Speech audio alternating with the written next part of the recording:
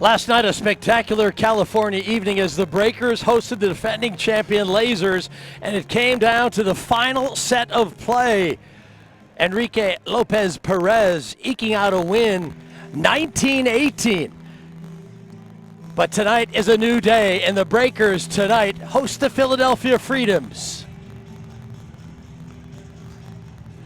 Welcome inside the Palisades Tennis Club, everyone. I'm Leif Shiras alongside Jeff Chisaver as we get ready for the Breakers hosting the Freedoms, and a tough loss last night for the Breakers. So close to pulling off the win, unable to get it done. Stevie Johnson will be in the lineup again, but they've added Jeanne Bouchard, the Canadian, a former world number 5 and a Wimbledon finalist. They mean business, but they're up against the Freedoms tonight. Leaf, I got to admit, I'm still in major shock from the match last night. The way in which the Breakers lost, up 5 games halfway through the 4th set. The good news with World Team Tennis is less than 24 hours later, you got another match. The bad news is the Philadelphia Freedoms are in town. That's right. The Freedoms lost their season opener to the Lasers. They've won 7 in a row. They've knocked down the first spot. Springfield in second place. The Breakers must win tonight at 2-3. As you all know, the top 4 will make the playoffs, so it is a tough loss they took. But hey, you're 1 game under 500. You get a win here, and you're even in the loss column with the Empire, so they're still in it. Yeah, the Washington Castle, they're 6 times King Trophy winners. They were 0-5. They got their first win last night. Mark Wine, the owner, said, well, the last time I was 0-5, we won the title. So never discount a strong franchise like the Castles, even at 1-5. If the Freedoms can win 7 games in a row, why can't the Castles? They're right there, too. Only 2 or 3 back in the loss column. Don't count them out just yet. Yeah, we are getting ready for first ball here tonight. You see Jeanne Bouchard on the bench, one of the most popular tennis players in the world. She'll be in the lineup for the Breakers tonight. Captain Rick Leach, he's been a staple. In fact, coached them to their last championship win. Yeah, one interesting thing about tonight, you'll see 6 players on the bench. The Freedoms only actually have 4. So full roster for the Breakers tonight. You might see a substitution later. Who knows? Yeah, the Freedoms are really counting on the nuts and bolts of their lineup. A couple of marquee players, you could say, for the Breakers. So this is what is coming up. The Freedoms at 7-1 against the Orange County Breakers 2-3. A big night of tennis in Southern California. Geico has over 75 years of savings and service. Whoa. Travis and AT made it. It's amazing. Geico Oh, is that Travis's app? It's pretty cool, isn't it? There's 2 of them. They're multiplying. Geico has over No, 75 no, guys, it's me. savings and See? service. No, I'm real. I'm real. He thinks he's real. Geico, over 75 years of savings and service. What are you doing? I'm gonna be a pro tennis player. I thought you were going to get things done today. I did. I had a consultation with my doctor this morning, and I set up a meeting with my lawyer about my Wimbledon application. How could you afford a lawyer? It's included with my phone. My Rocket IO Pro 3D comes with legal services, 24/7 doctor, glasses-free 3D, and it's less than $300. You saving some money. Now you can start paying rent. Wait, what? Get the Rocket IO Pro 3D for less than $300. Rocket Smarter Phones. How do you rock the world of tennis? Burn the rule book. Change the game. Make it faster. No, way faster. Pair up the sexes. Call in the coaches. Fist bump this badass. Playing teams. And don't forget the pros. Lots of pros. This is the Breakers. This is WTT, July 2019.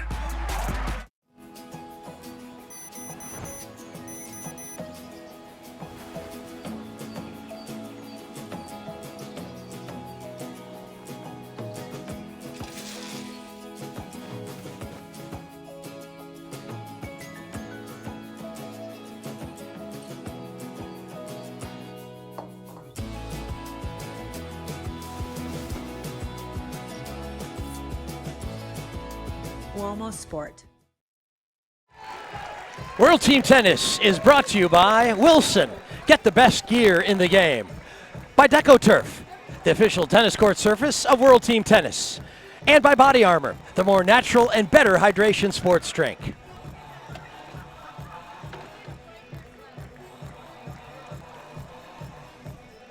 Welcome once again, everyone, to the Palisades Tennis Club. Beautiful spot here in Newport Beach, California. So excited about the matchup tonight. The best team in the league is in the stadium. Here's a look at the rules, a little bit different from your regular tennis match at the All England Club. No ad scoring. Every game counts. Substitutions are allowed. That's the coach's prerogative. And remember, lets are in play, so you got to be very alert when the ball hits the net. Jeff, lots going on here. Coach is very involved. Yes, such a fast and frenetic pace. Love the timeouts on court, by the way. You get 2 a set. Very strategic with those. Cumulative game scoring. You can theoretically, you can lose 4 of the 5 sets by 4 and win 1 match by 4, and you can you can still win the match. That's right. You still have a chance to get into extended play and maybe a super tiebreaker. We'll certainly get into that as we get into this one tonight.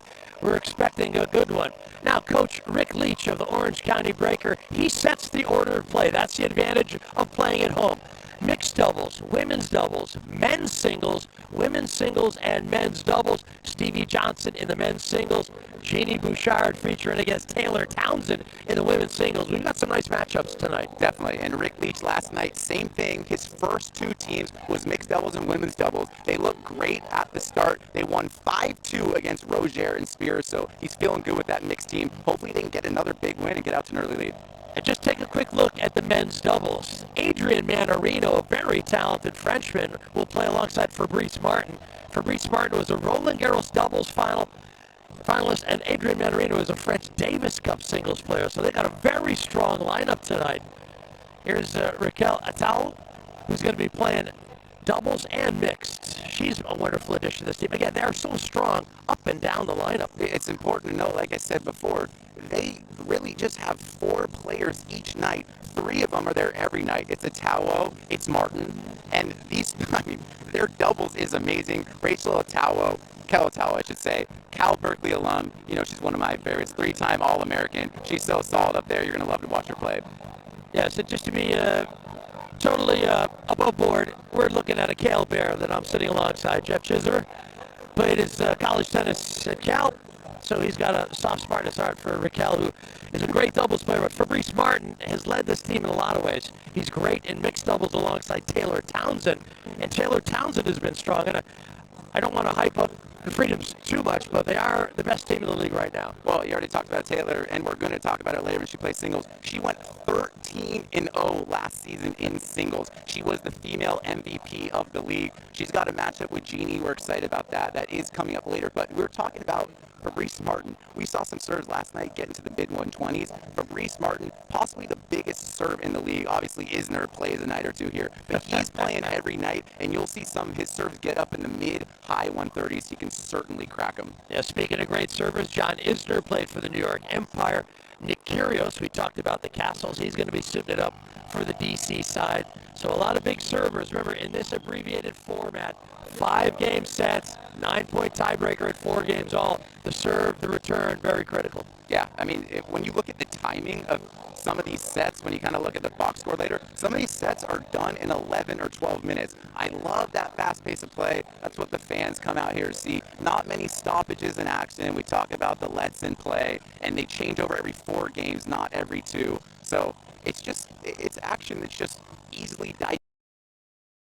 And, you know, that's why they get so involved and they love it. So here we go. We're getting started with mixed doubles. You know what? I love starting with doubles, too, because it's the best way to kind of get the intensity and focus going. You kind of just build off the, you build off the excitement of your partner, and that kind of, that's just a good way to start the match. Instead of singles, kind of lags a little bit. This is going to be fast-paced, a lot of volley wars, and be a big, great match. I love that. The volley wars when all 4 players are up at the net. We had a few good ones over the course of last night, actually throughout this entire season. All right, here's Luke Bambridge, a man who we forgot to mention, played brilliantly last night in the loss for the Breakers. Nice communication. You could hear Bambridge calling off Andrea Klepac out of Slovenia. Klepac, a former league MVP. She knows her way around a doubles court. Definitely. Quarterfinals of 3 of the 4 majors in women's doubles. One thing I love about Atawo's doubles game, look at her. She creeps up. She's going inside the baseline. She likes to take it early, and sometimes she'll follow up the return to the net. Here she.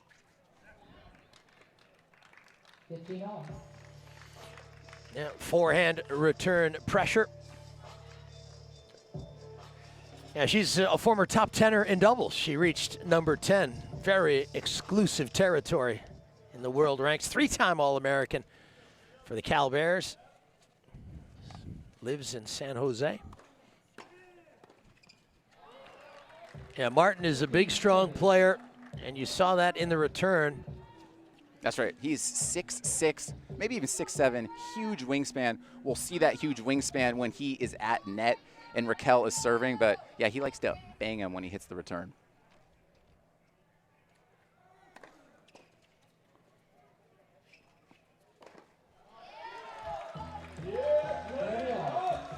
Well, if you're wondering what the line calls there, Raquel thought it might have been a little long. We have Hawkeye Live. We've got 12 cameras calling all the lines, and we have computer-generated outcalls. So the outcalls you hear later, well, that's all computer-generated, and 6 cameras working on the foot faults. Like that. Yeah. Good, clear call.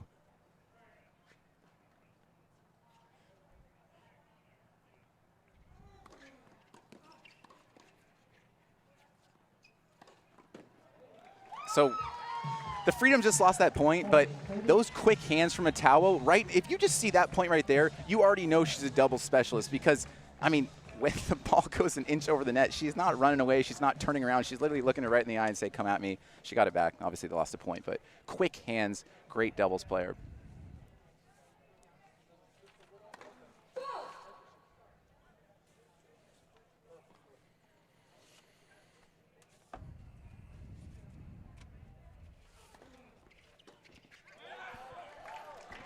Yeah, that's always a tricky serve to deal with.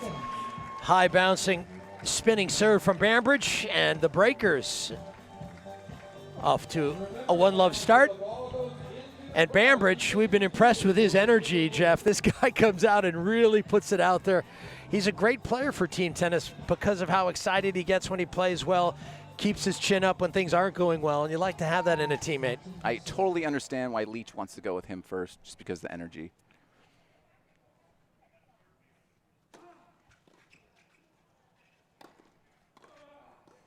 Oof.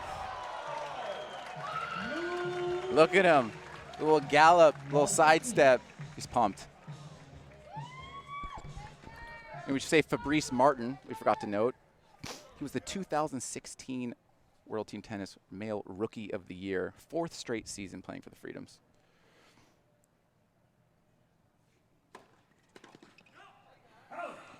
Yeah, Martin is a Frenchman who really spends most of his time in Florida. You know, played at the IMG Academy, grew up a bit as a young player in Bradenton. So he's, like a lot of French guys, they have sort of bases in Florida, and he's one of them.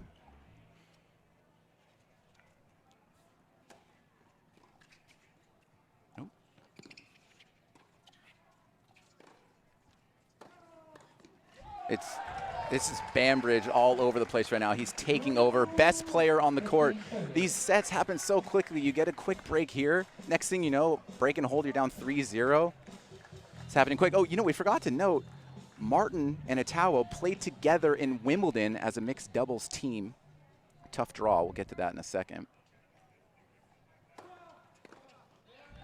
Yeah, Wimbledon together. Mixed doubles, you don't get a lot of opportunities to play mixed doubles, only at the Grand Slams. We used to see it at the Hopman Cup, no longer. But I talked about their draw. They went against a pretty good team. I think their names are Andy Murray and Serena Williams. I've heard of those. You heard of them? Yeah, I've heard of them. That's a good team. They actually had some looks in that match, but they did not win.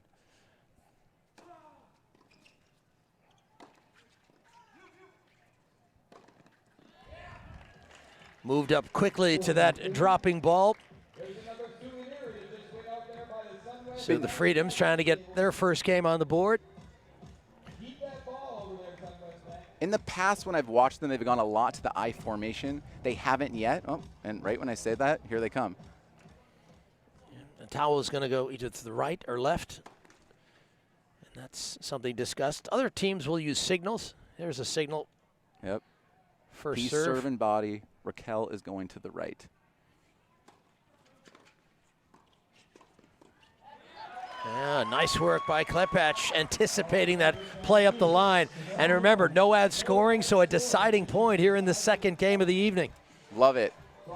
You don't get caught in 4 deuces here at World Team Tennis. The match keeps going, and this is obviously, you know, it's not needed to say it, but this is an important stat. Deciding points. We'll sure be keeping track of who gets the majority of these. That's why we bring you in, Jeff, because you're the expert. Hey, deciding points are crucial. That's breaking news. Oh, baby. Ooh. Pretty timely ace right there. That was 122. I told you sometimes it gets into the 130s. We haven't seen it yet, but right there, clutch ace ties it up at 1. We're on serve, and now this is where the strategy gets way different. Now the female is serving, so you're going to see, you know, sometimes they're going to stay back. You're going to see the net man a lot more active because they're just really trying to pick off any ball that's possible. It's just a little bit different with this format, with the female serving.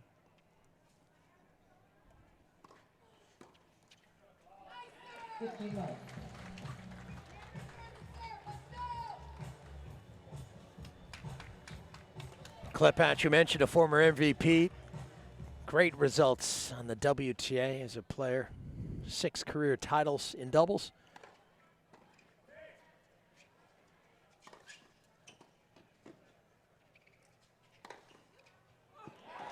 Bambridge able to finish.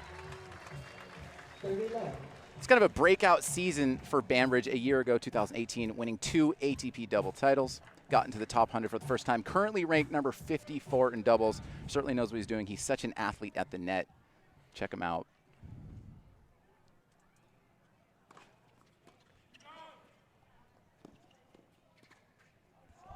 That's deadly. Oh, that is money. That is smooth. Take that one to the bank. We talk a lot about the good doubles players have their nose on the net, but if you want to get your opponent off the net, that's what you do. Silky smooth lob.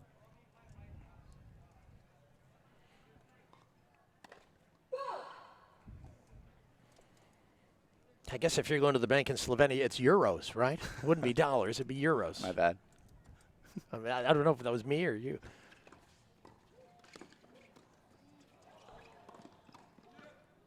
Oh, how good is that? Point of the day. I mean, I keep saying it. Can't say it enough. The hands from Atawo. She's so comfortable up there. I'm telling you, sometimes you think in doubles you want to go right at him, go at the feet, but when your hands are that good, sometimes you want to go around him. You know what I mean? You don't want to give her that chance to get it back, because she will.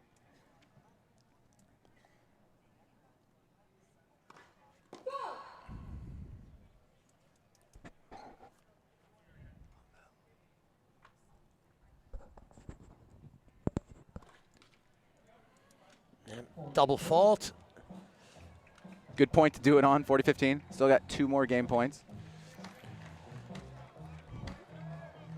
Yeah, communication in doubles, always very important. And there's Bambridge and Klepacz deciding, okay, where are we going to go with this first serve? And what's Bambridge's plan up at the net? Is he going to pinch the middle?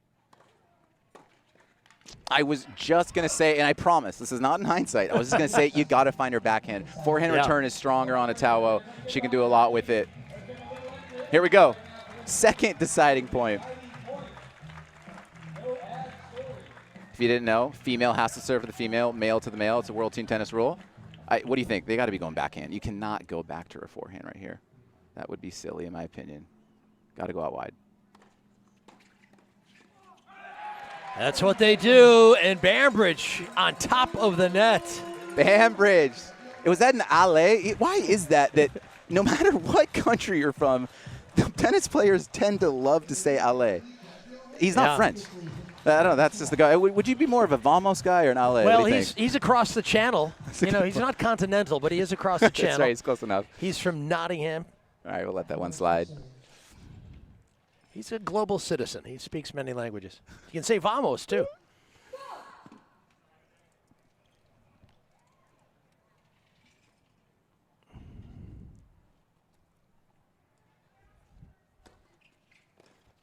Nice body serve.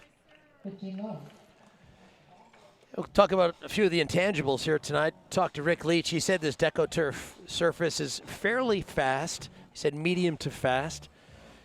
And Temperatures are pretty high. It's hotter than it was yesterday. Yeah, I got to look at that mascot. He's got to be boiling in there. Flutter frog. That was our first look at their eye formation. So with you're Martin saying that's not a frog? I thought it was a frog. I'm just saying he's not you're enjoying telling me the there's heat no wave. Santa Claus too now. I mean, what? Gosh, you're ruining it for me. Just say he's not enjoying the heat wave. It's going to be hot at that. Should cool down soon.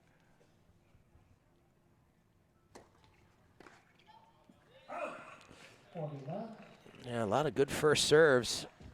Can really make your job as a team, serving team, a little easier, right? That's huge. Here we go, I formation again. Check out the wingspan. I mean, just him standing up, he's going to cover so much court. Get in the head of Bambridge.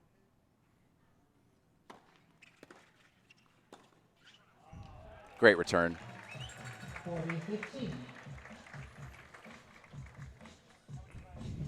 I've noticed so far, both Martin and Itaú have been serving out wide to Klepich. I think they're afraid of her backhand return. Her backhand down the line return is great. Let's see where they go this time. Well, maybe that's why they avoid the backhand. Yeah, and you Nice can see return when there. she did come up to that forehand, she has a pretty big take back on the forehand, so she needs a little more time to make that unfold. That's a great point, yeah. But a good combination, 40-30. I was looking pretty comfortable at 40 love, not so much so here at 40-30. Bambridge last time hit a great backhand return down the line. They get out of the I formation. He's serving wide to the backhand again, and Martin is going. Watch him in net. He is going. Here he goes. Yeah, the breakers in a nice move. In terms of tactics, not a bad move to have him go because Ottawa will get over there and play her forehand. Yeah, that's so right. That's a right. tactic. That is the side to go on. You're absolutely right. Then she's got the forehand. 40 love, now a deciding point. Is this already the third deciding point, or am I blowing that? Yep, No, it is. Oh, third my gosh. deciding point. That's why we love World Team Tennis. So many pressure moments.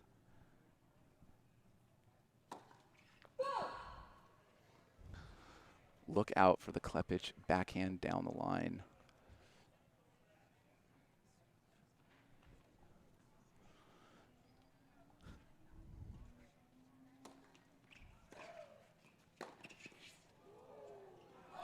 What a strike. Wow. Wow. Boy, that is a big game for the Freedoms. We had 3 deciding points in the evening's opening 4 games. If that's any indication, we're in for a good one tonight.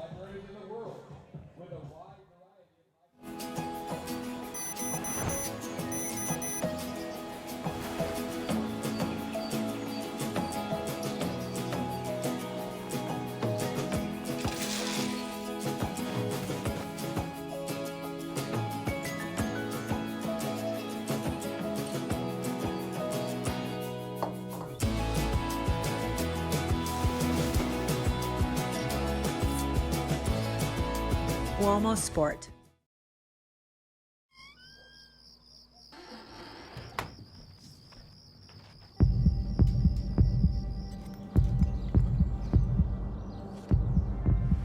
You got this. You got this. You got this. You got this.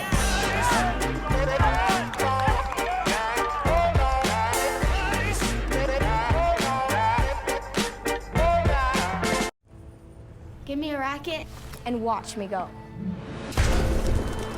Because I won't come back the same. Sometimes I'll come back with scratches and scrapes. Or with stories of great shots and close shaves. Of wins for the history books. And of losses I'll never forget. But watch me smile. Say good game. And put my racket away for now, but not for good. Because I'll have seen what I can do. And I know greatness is waiting. Sign up with Net Generation, official youth tennis of the USTA.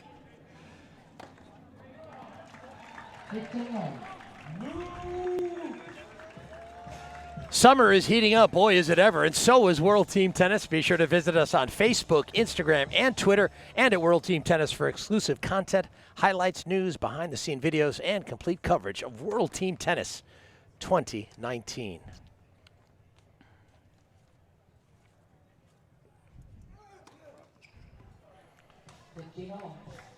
So we played 4 games so far, 4 service holds.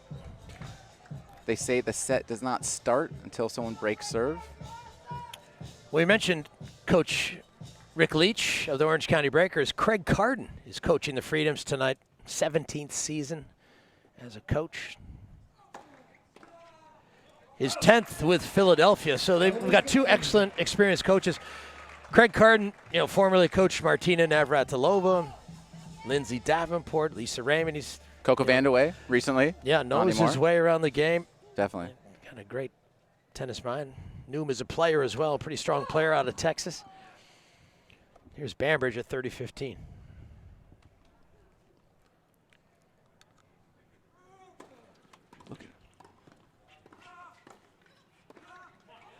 You see a towel. You don't see that often. She's half volleying returns, but it's smart. When you're going against the male serve, that kick serve, you don't want to let it get too high. She takes it early. She wants to get to net.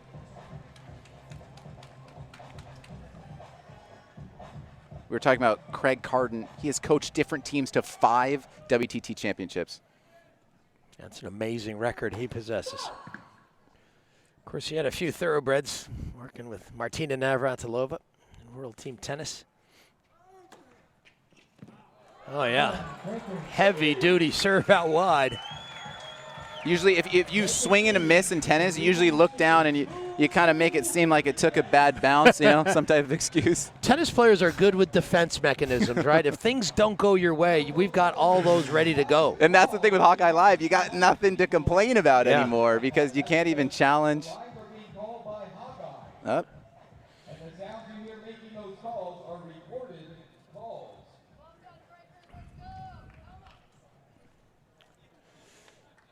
Let's see if they keep picking on the Klepich forehand return.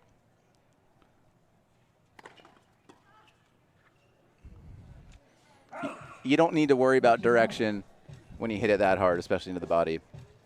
Great serve.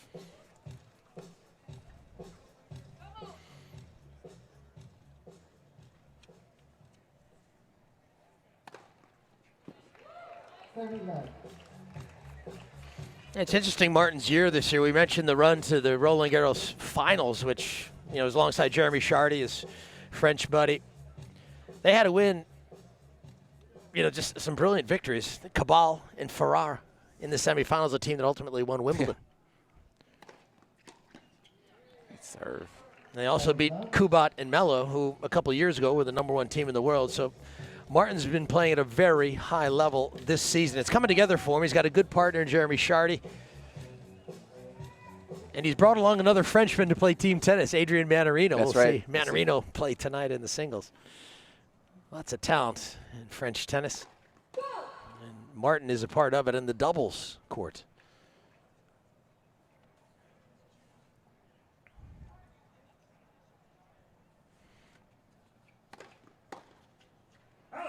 Huh. 125 on the gun. I think it's the highest one we've seen tonight. Just wait till the men's doubles. I'm telling you. I promise you a couple will get up in the 130s. Yeah, not that it's going to take you long to warm up here in this very warm evening in Southern California. Around this time of the evening, it tends to cool off somewhat, but I think like the rest of the country, we're getting a fair amount of heat in Southern California. Hope everyone's doing all right, is enjoying our coverage. Lots of heavy temperatures across the country.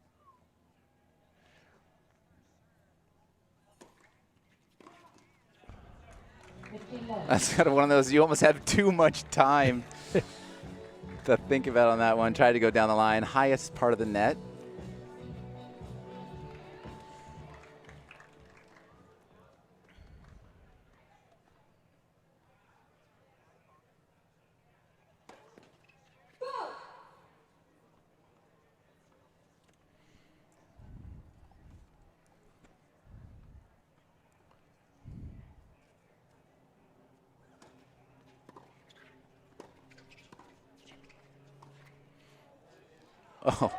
Oh, that's number 2. We've seen a couple of those.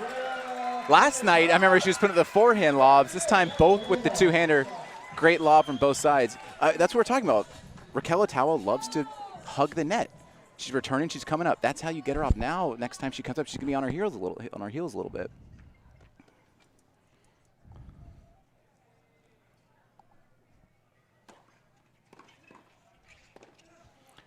Ooh, gave up the line. Martin took it. Martin loves his off backhand return, but obviously he can pull it too. Yeah. And by pull it, I mean up the line. It's probably the easier shot, actually. It's hard to take it late. Much easier to take it early on the one-hander as we got our first Geico timeout. I talked about it so much last night, but let's do it again. And I'm sorry if you're sick of it, but I love the timeouts. We were talking about before that sometimes you see in tennis, someone is serving for the match, and the opponent will call some bogus injury timeout where they're getting attended to some injury where some people feel like they're not actually injured, and they're doing it to ice the player, just like you would ice the kicker in the NFL. But this, under the rules, you can call a timeout whenever you want, and it's just strategic, and you can't frown upon it. It's just strategic, and you got to take it, and let's see who it helps. In this case, 3-all, 30-15. Big point.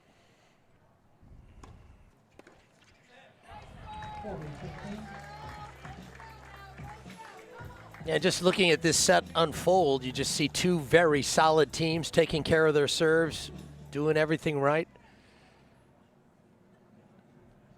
Both teams playing well.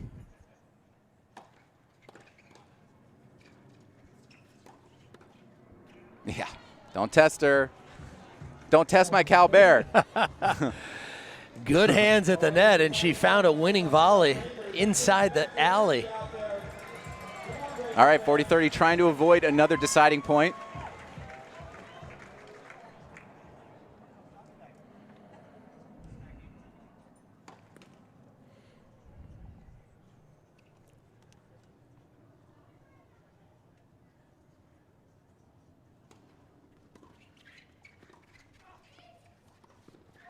Another great lob, Leaf. Another great lob. Yeah, it's the shots that has ruined a lot of great serve and volleyers' careers. That's right. You got to adjust. Yeah, I think Bjorn Borg was the first guy really to start using it, as frequently as he did. Just to diffuse the attack of, say, a John McEnroe or that era of attacking player. Then it was Leighton Hewitt who had one of the greatest topspin lobs. We'll put Andrea Klepacz in the top 10 tonight. She's got it going on.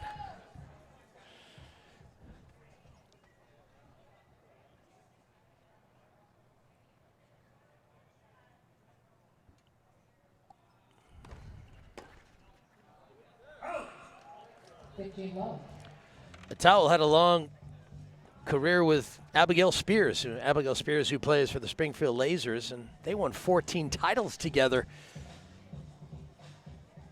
Her last title was in 2018 in Stuttgart with Annalena Grunewald, who plays for the San Diego Aviators. So we've got some great, great doubles players this year in the league.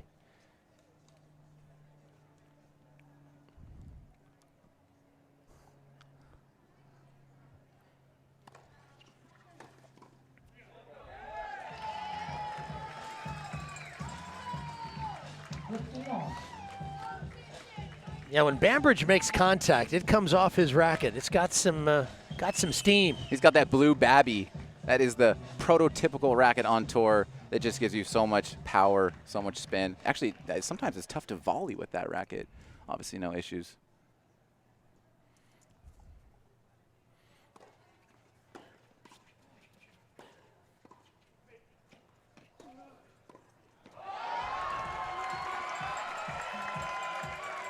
All right, 15-30. Serving down 3-4, 15-30. Here we go, getting the crowd into it. This is why you start with him. This is huge. This is huge. Set the tone, get a break here, and you're up 2 games going into the second set.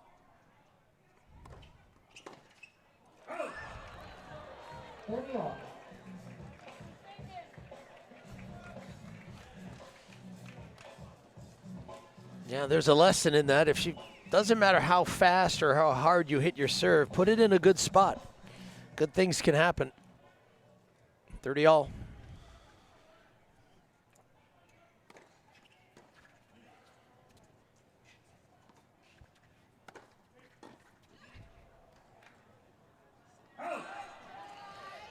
Great serve into the body.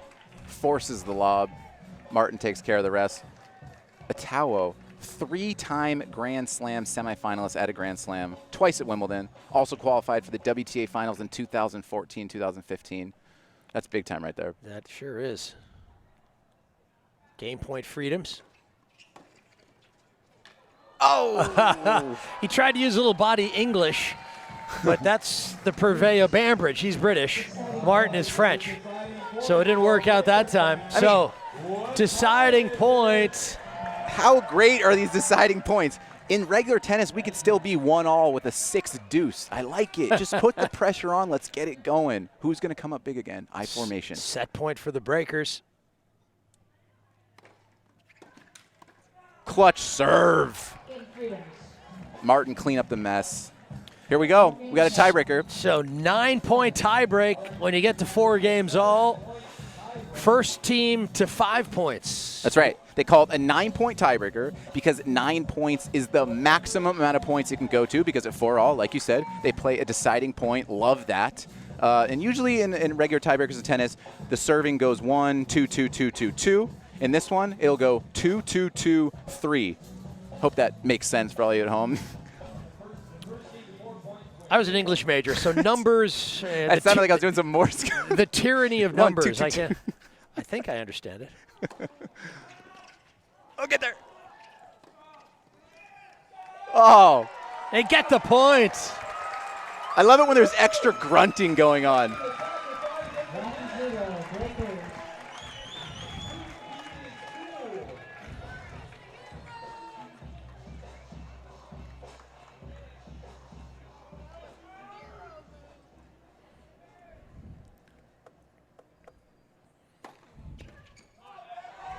Nice. Way to take care of the serve. So if each team was to hold their serve, hold their own, what would happen is you would be down 2-4 with 3 points of serving. That's pretty tough. So if you can get one of those mini breaks, that means it would be 3-all, and then you'd serve the remaining 3 points. That sounds a lot better. Right now, though, breakers up 2-0. Martin with the cannon coming up. Come on, get one of the 130s, Fabrice.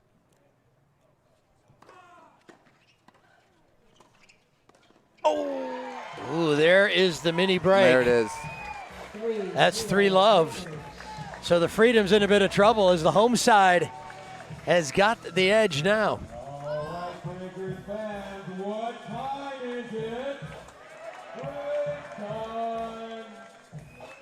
I formation.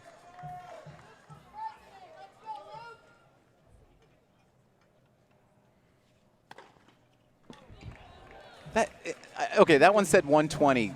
It's not a generous clock. I don't know if that, I was gonna say, I don't know if this gun is correct, making me sound like an idiot here, promising you guys in the 130s. Sound like one? Well, oh, sorry, I was just kidding, Jeff. Come on now. Hey, we're having a good time here. Hope you are at home as we'll change ends. The Freedoms and the Breakers going to figure out this 9-point tiebreak. You can see the Freedoms bench. There's Adrian Mannarino, and he's thinking, what have I got myself into? This is his first season, his first taste of World Team Tennis. That's right. Fabrice Martin was a huge reason of why Mannarino came to the team, both, of course, compatriots, both from France. So they got to get a camera on Jeanne. Well, you missed it. Jeanne was doing her first dance of the night. Yeah, Jeanne Bouchard's in the house. She'll be a part of the women's singles and the women's doubles. I love this. Get the crowd into it, scream, whatever. You think this goes at Wimbledon? Start playing rap music in between points at the All England Club? They do that behind closed doors at Wimbledon. 3-1. Sets within reach. Freedoms need to get one of these 2 points if they want a chance at this tiebreaker.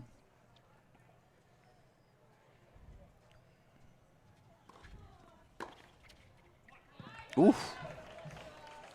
Nice rip. I think Bambridge was caught covering the line. He kind of got caught leaning that way. Split the both of them. Winner up the middle.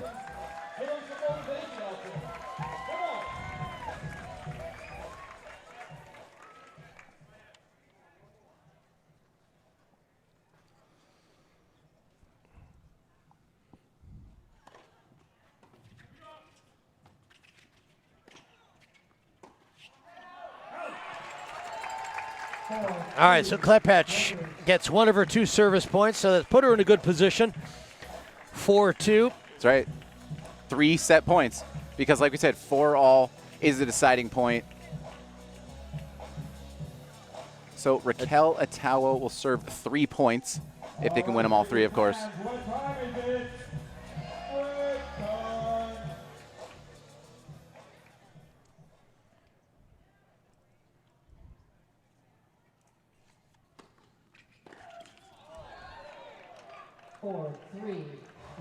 You know, it's funny. You're down 4-2, and you're thinking, oh, I just got to win one of the next 3 points. Now it's 4-3, and now you're 1 point away from a deciding point. So just like that, another pressure-filled moment. Banbridge is thinking, I got to get my team this point.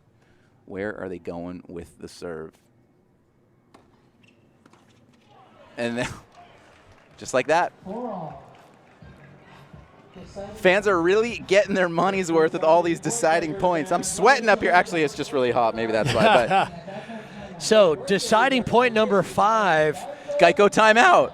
And a little time to evaluate what the plan is and what should the plan be for the Breakers. So we've been talking about it. So it'll be Atawo serving to Klepacz.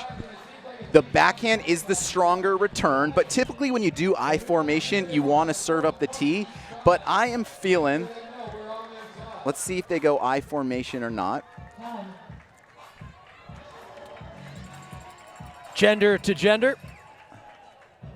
Here's all I will say. If they do serve tee, I think Martin should stay on his alley because Klepacz's backhand return down the line is deadly. So that's all I'll say. I don't want to predict anything else. All right, second serve. Serving tee. And he's staying on his alley. And there it is, baby. Yep, good call and great execution by Klepacz. A superb set of mixed doubles to kick it off tonight. Both sides had chances to win it. The deciding point decided it. So the Breakers, 5-4.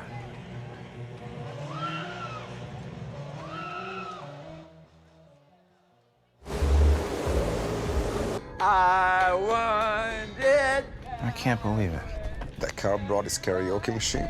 Nothing but a heartache. No, I can't believe how easy it was to save hundreds of dollars on my car insurance with Geico. Tell me why I never wanted you to say. Go, Kevin. Go, Kevin. No.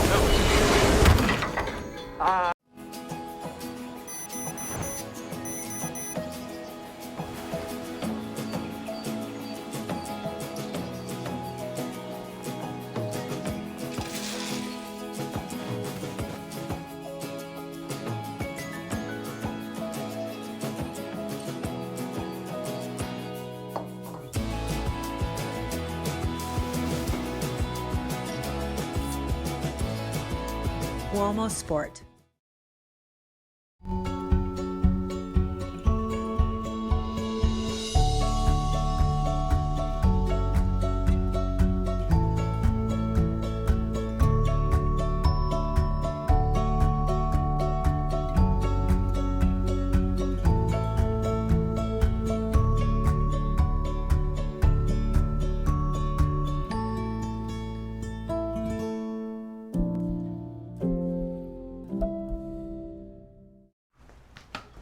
What are you doing? I'm gonna be a pro tennis player. I thought you were going to get things done today. I did. I had a consultation with my doctor this morning, and I set up a meeting with my lawyer about my Wimbledon application. How could you afford a lawyer? It's included with my phone. My Rocket IO Pro 3D comes with legal services, 24/7 doctor, glasses-free 3D, and it's less than $300. You saving some money. Now you can start paying rent. Wait, what? Get the Rocket IO Pro 3D for less than $300. Rocket Smarter Phones. How do you rock the world of tennis? Burn the rule book. Change the game.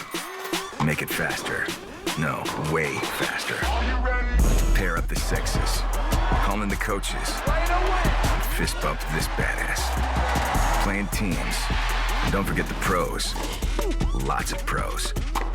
This is the Breakers. This is WTT, July 2019. Visit the all-new WTT.com for live and on-demand matches, highlights, news, stats, behind-the-scenes videos, and complete coverage of World Team Tennis 2019. Great place to get all the information you need about the players, the teams, the league, the playoffs. Remember, the top 4 teams qualify for the championship series in Vegas. Let's go. Vegas, baby. Vegas. Let's be there. We'll see which of these 4 teams of the 8 will be a part of an opportunity to play for the King Trophy here in 2019. There are the coaches, Rick Leach on the left, Craig Carden of the Freedoms on the right. These guys know the game well. Exciting opening set. It was a mixed doubles won by the Breakers 5-4 in a 9-point tiebreak. And the matchups tonight look pretty close all the way down the board. I wouldn't be surprised to see more tiebreaks tonight. That would be great. And this is going to be our first look at Jeanne Bouchard. You will notice that most people are in team uniform. You know, they got the white for the Breakers, they got the blue and white. Jeanne is in her Nike outfit. That is just a Nike thing. I think they're being a little bit of a stickler with what they're allowed to wear. I'm sure she wants to be a part of the team outfit, but she will be wearing her summer series. I saw that with some of the Ulysses Blanche on the Empire wearing his Nike outfit. And why am I still talking about outfits, Leaf? I don't even know where I'm going with that. I think you're a fascinating man. That's all I know. I'm like, Jeff, shut up on the outfits. Taylor Townsend serving first. Oh, that time she can't make the topspin lob happen. Taylor Townsend, an attacking player. She volleys about as well as anyone in the women's game. That's right. Very comfortable up there. Great feel for the ball, kind of a massaging the ball. You'll see.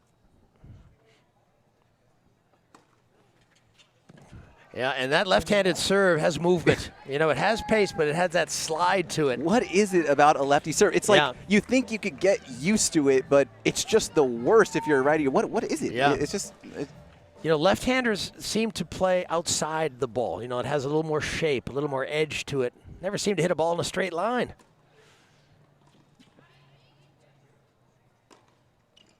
Yep. Yeah, there's another good shot. I'm not sure. A towel used all the strings, maybe a bit of the frame, but those count. Yeah, that's right. Leaf, check this out. Philadelphia Freedom's women doubles teams, 40 games won, only 11 losses on the season. Yeah. They win 79% of their women's doubles games. That's ridiculous.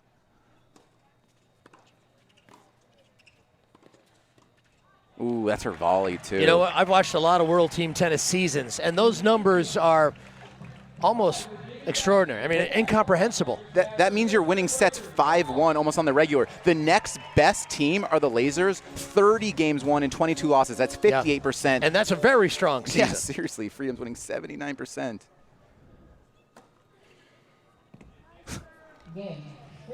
Yeah, nice start for the Freedoms. You know, they just keep coming at you. They've got talent all the way up and down the lineup. Towell alongside Townsend. This is a quality team. There's a reason why they were in the championship match last year and came within a game of raising the King Trophy. The Lasers just getting over the line in the final set of men's singles.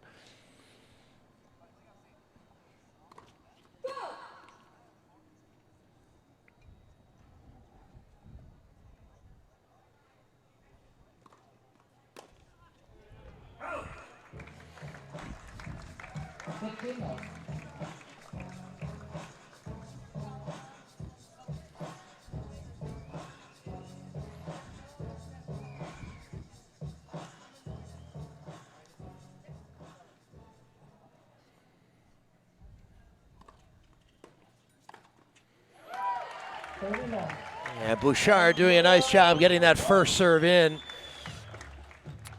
She won the Auckland doubles title this year.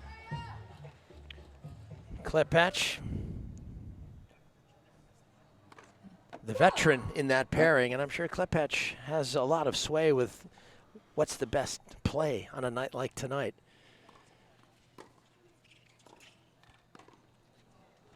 Yeah, I mean, this is Jeannie's. She's played World Team Tennis before, but this is her season debut, and I believe she's only playing one match. So we talk about the different rules, the different format. The pace of play can really sneak up on you. She looks relaxed. You know, we're only a game in, but you know, that's something to keep your eye on. It's not easy coming out here for your first time. Ooh, right at him. Yeah, and that's where the first serve helps because that triggers your partner at the net. Yeah, and you'll see Jeanne, when they go to that I formation, Jeanne is serving and staying back. It doesn't mean she can't volley, but she is probably more comfortable staying back and just ripping from the baseline, and we'll see that a lot in singles. She hits a clean ball.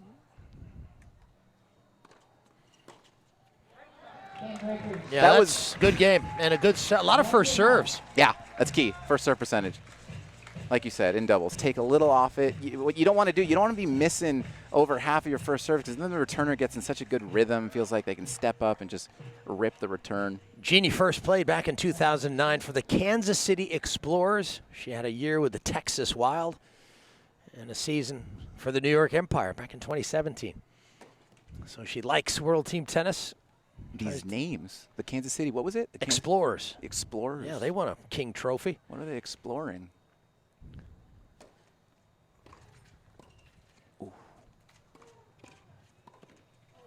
Ooh, she had the volley. Well, you get chances like that in an abbreviated format. You want to knock that volley down. Yeah, I'd say the strength of Jeanne's game on the doubles court is her return, as you see her taking some air swings, trying to avoid another whiff like last time, but you're going to see she's got a great return.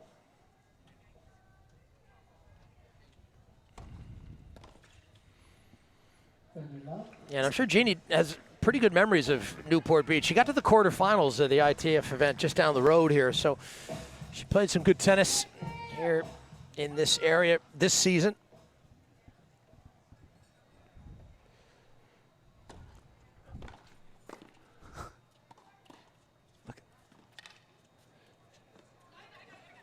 Mine. Oh, great love.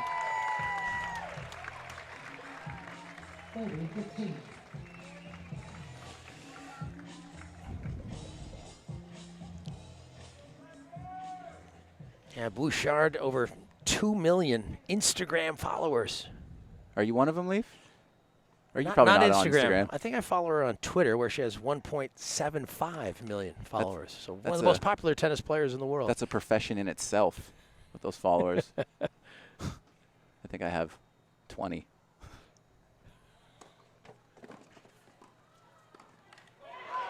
I'm gonna stop following you because then you'd only have 19.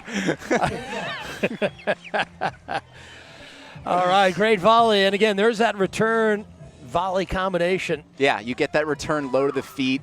Seems kind of obvious to say, but if the return's low, you're kind of forced to hit up on the volley. If you're hitting up, then you got a volley above the shoulders. Easy put away.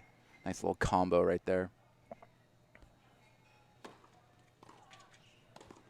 Excellent body serve, and that activates Townsend at the net. Townsend means business. You know, a lot of people talk about maybe she's an underachiever on tour, and just because she was the #1 junior in the world, this is years ago, and she hasn't quite lived up to that, but she is a beast at World Team Tennis. She does not lose often. Yeah, and she talks about how players progress at their own levels. You know, she's on her own journey, and she's continuing to make strides in this game. Yeah, I like that because she's only 23, you know? #1 junior in the world in 2012. She won the Aussie Open in 2012. This is the juniors, of course.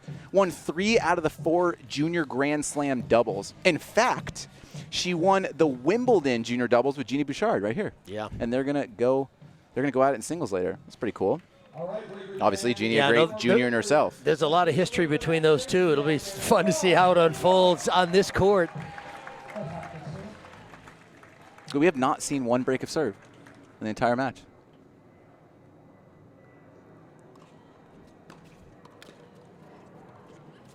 Ooh. Yeah, this time Bouchard gets the volleys going. Nice work. Great tennis so far.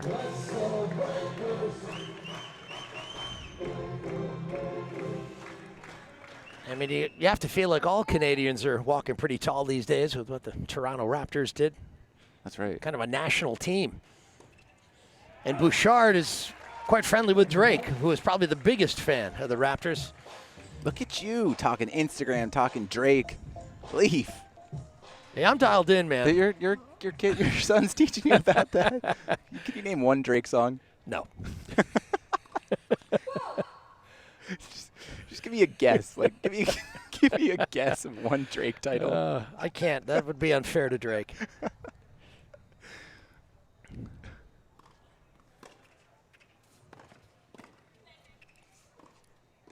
Oh, that's nice work. Great shot. Really from both teams, right? Yeah. Tried to squeeze off the net, did the Freedoms. Klepacz found a little space up the line. I love seeing Italo and Townsend. They take the return and come forward. It's old school. Yeah, I love that. So confident at net. Great feel. This will be a big upset if the Breakers can win this, like we said. Best women's doubles team in the league right now. The Freedoms, that is.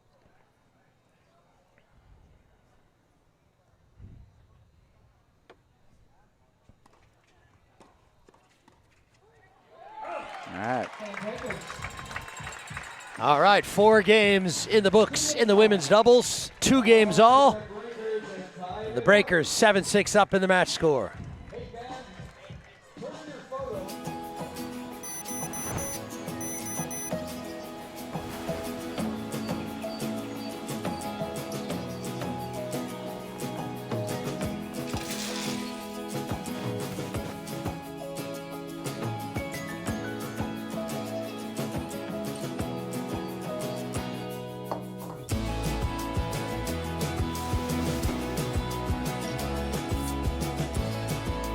Uomo Sport.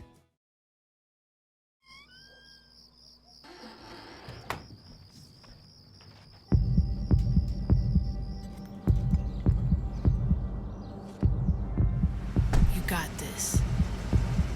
You got this. You got this. You got this.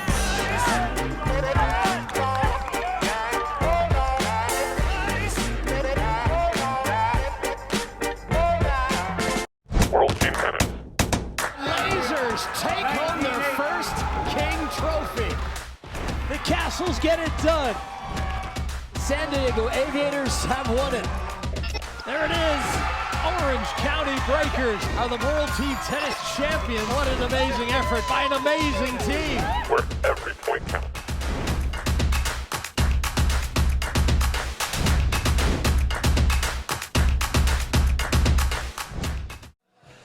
Back at Breakers Stadium here at the Palisades Tennis Club. I'm Leaf alongside Jeff Chizover. Great night of tennis so far. Leaf, you said my last name twice so far, and it's been flawless pronunciation. Not Props an easy. for that. I got to go with just Chiz, I think. Hands, good hands. We're obviously here in Newport Beach, California, this Breakers Stadium. If you're in the Philadelphia area, the Hagen Arena at St. Joseph's University is where the Freedoms play their home matches. That's indoor tennis, much different.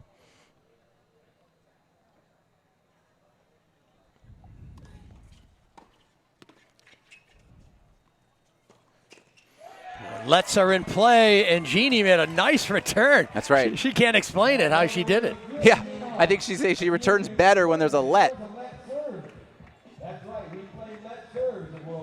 That's right, we play let serves. We want to reduce the amount of stoppages. Let's go, let's get on with it.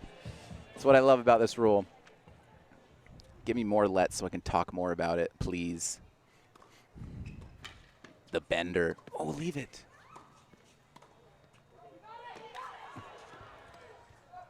She's there. Ooh, nearly tracked it down. Boy, the Freedoms were stretching the Breakers out all over the court. When will we get our first break of serve? That's right. The opening set was a 9-point tiebreak. 2 games all, 30-15. And I'm not complaining. I'll see more tiebreakers. Free tennis, baby. Drops in.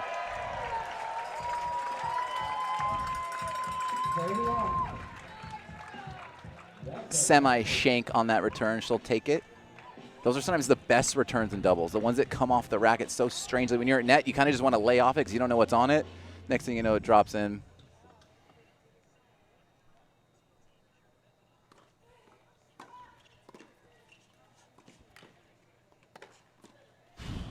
Strong tennis. That first volley. You know, I was reading up on Taylor Townsend, and I saw a quote that she likes to model her game after Martina Navratilova. chill out, everybody. I'm not saying she's Martina Navratilova, but she likes her game, and you can kind of see it. She's comfortable serving and volleying. She likes to angle the balls off. And the left-handed flair. Definitely. You can tell. Well, boy. That's called the announcer jinx. Yeah, well, talking about her volleys, and she just frames one. But well, Bouchard ripped that return. That was pretty impressive. I mean, Bouchard hasn't missed a ball yet. She's been very sharp. And so it's Genie who's going to take it, the Canadian, hoping to make it happen here. We might have our first break of the night. That's right. Well, we get it. Deciding point, because it's not mixed. You can choose who wants to take it. Genie will take it.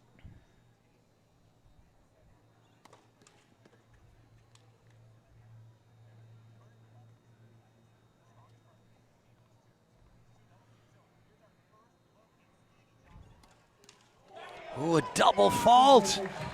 And there is the first break.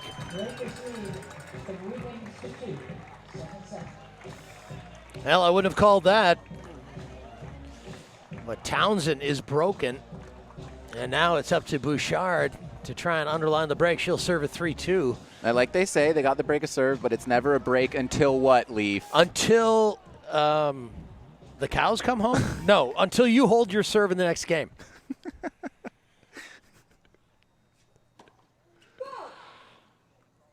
Well done.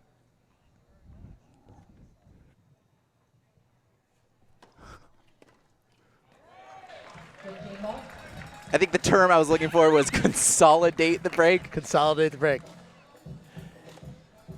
Now, someone told me that using that term, which a lot of tennis cognoscenti use, you can only use it the very next game after. You can't use it 2 games later. I see.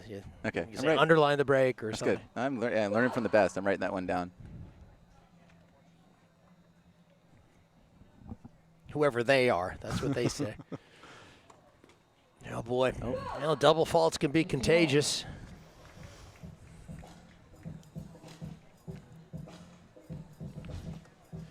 So a little conference then.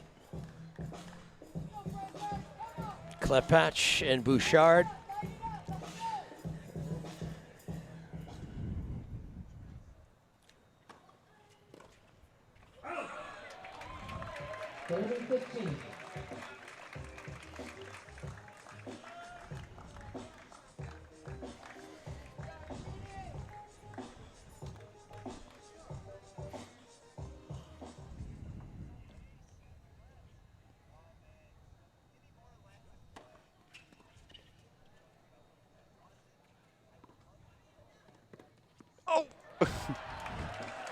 Very clever. Townsend looking for the, I don't know if she was going to jump over the net and take her out or what. I like that, though. I like that.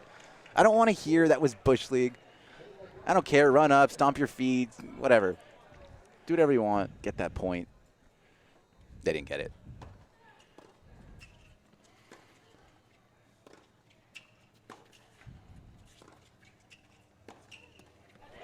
Yeah, that's Bouchard at her best. That's right. We got a little mini preview of the singles match right there, a little exchange with Townsend and Bouchard. And like I said, she serves and stays back. She's much more comfortable back there. She likes the time. Here we go, another look at that forehand. Here it comes. Atawo looking to get involved. Too good. Great shot by Genie. As a player, when the ball comes to you and it lands that far in front of you, you've got time, right, to see the bounce and make a decision. I can change directions here. If it comes at you, it's very deep. You might not be able to hit that shot.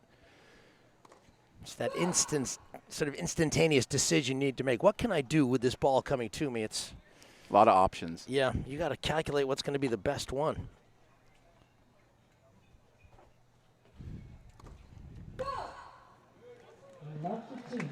I mean, this is huge. I'm going to pull out the stat again. They are 40-11, Atawo and Townsend. That is their game win-loss record, 41-11. Sorry, 40-11. And right here, they're down 2-4. Genie in a groove on the return. Let's see what she does here.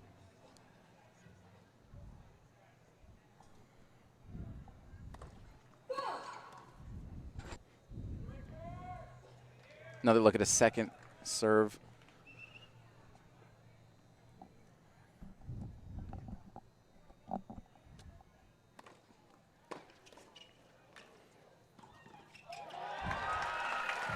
Yeah, this is love 30. Now, we talk about cumulative game scoring. You might be thinking, if you're the Breakers, oh, I'm up a break. If they hold here 4-3, I still can serve it out at 5-3. But no, every game counts. And that at the same time, if you're the Freedoms, you're thinking, get a hold here. Every game, it's so cliche, but it doesn't matter about winning sets. You can win the majority of the sets and still lose the match. Yeah. We got a Geico timeout here. Definitely a good spot. This is one of those situations where, you know, Craig Carden is calling the timeout to kind of stop the bleeding. 2-4, love 30. He's saying, he's kind of sensing the same thing. That's all right. Get a couple points here, and he'll take a hold right here. Yeah. And that timeout gives you a chance to catch your breath, you know, put things in perspective, and go out and win. Is that what you'd tell them in their timeout? That would be your advice? Again, Go little out and things. win? First serve. A couple of geniuses up first here. Ball. Yeah, well, you paid the big money for being geniuses. That's not us, though, is it? Whoa. And hit an ace on your second serve. I mean, whatever Carden said, that how got the clutch ace was right that? there. Another look at that out wide serve. Looks like it skid off the line a little bit. Boy, that's confidence.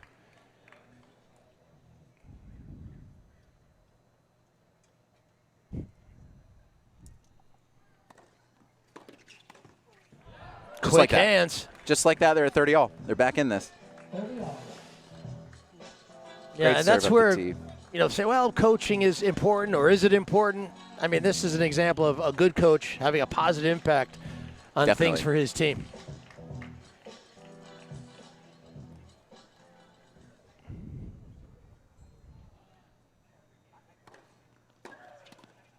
That is the typical Townsend volley. She loves to get on the outside of it.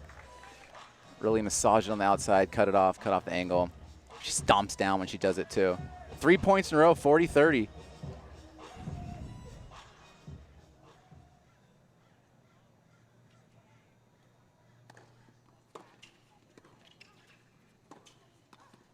Boy, that's a good strike. Bouchard has been flawless tonight.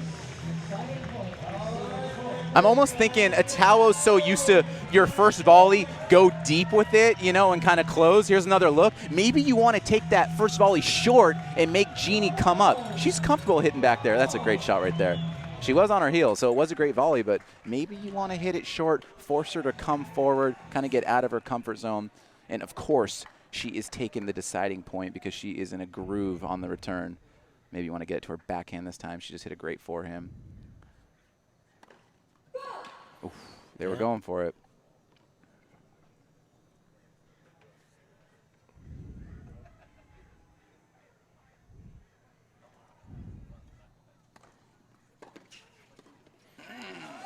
Well, she got the volley she wanted, but just couldn't control it.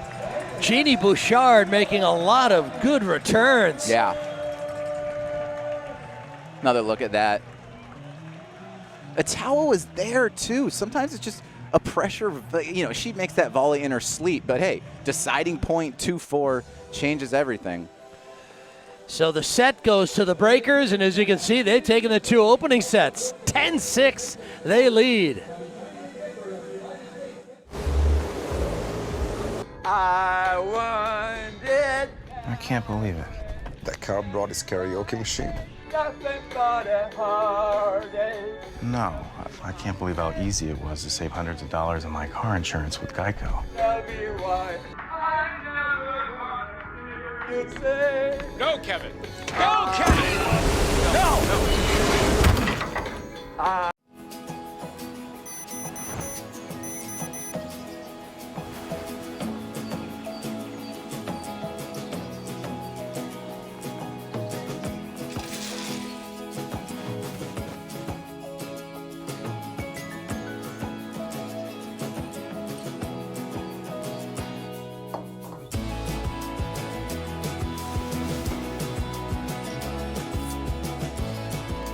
Walmo Sport. Give me a racket and watch me go. Because I won't come back the same. Sometimes I'll come back with scratches and scrapes. Or with stories of great shots and close shaves. Of wins for the history books. And of losses I'll never forget. But watch me smile. Say good game. And put my racket away for now, but not for good. Because I'll have seen what I can do. And I know greatness is waiting. Sign up with Net Generation, official youth tennis of the USTA.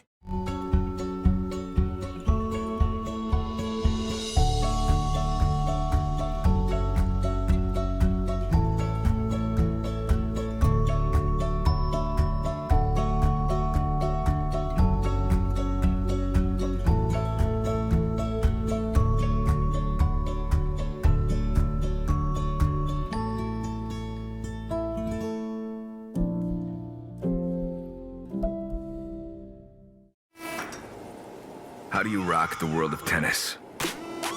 Burn the rule book. Change the game. Make it faster. No, way faster. Pair up the sexes. Call in the coaches. Fist bump this badass. Playing teams. And don't forget the pros. Lots of pros. This is the Freedoms.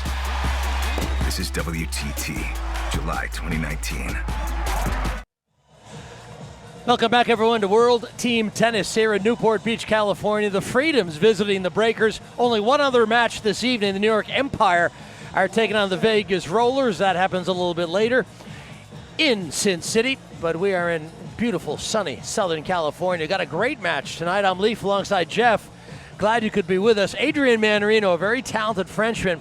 He will feature in the men's singles against local hero Stevie Johnson. He's from Orange, California, which is just down the road from Newport Beach. Beautiful part of this area. Yep, hometown kid. We saw him last night. It was so tough seeing him lose that match. It was 3-all in the final set and just gave up a kind of a sloppy break. Ended up kind of costing his team the match. It was tough to see. But here he is this time playing in the third set, not the fifth set like last night. But what's kind of cool about this, they're playing against each other, World Team Tennis. I'm talking about Mannarino and Johnson. They have played 5 times on the ATP Tour. Stevie leads that 4-1. In fact, he has beaten them the last 4 times they've played. The last time Mannarino beat him was 2014 Australian Open first round. So that's big. I mean, Stevie obviously is going to feel confident with who he's facing on the other side of the net, even though he's a great player. Yeah, unless Mannarino has a good memory. 5 years ago, I beat this guy. That's a great point. That's right. You can always say that. Hey, I beat this guy.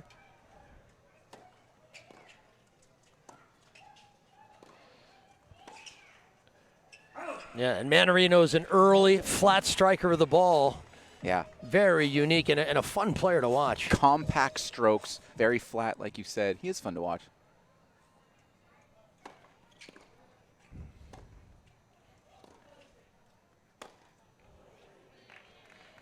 What would you say, we were talking about these courts, medium to medium fast. How would you say the court favors one or the other player in this setting? Yeah, I think both these guys. I mean, Johnson is a bigger, better server, better volleyer.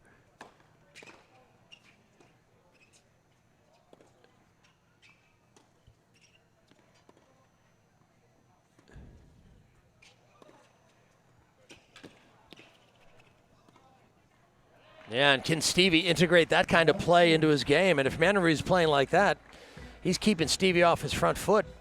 Yeah, another thing Could be trouble. We talk about Stevie's kick serve so good. Typically, it's kind of natural to go out wide to your opponent's backhand, but this time, if he's kicking it out wide, it's going to his opponent's forehand, so a little bit different, not as effective.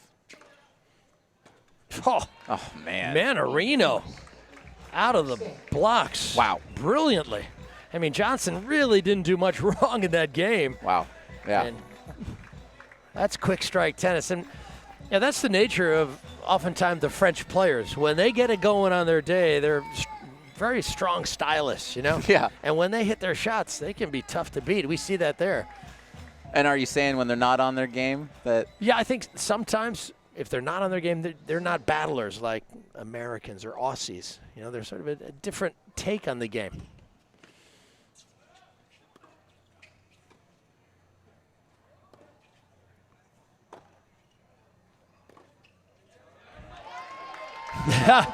Johnson gesturing, yeah, I got a point. That's right.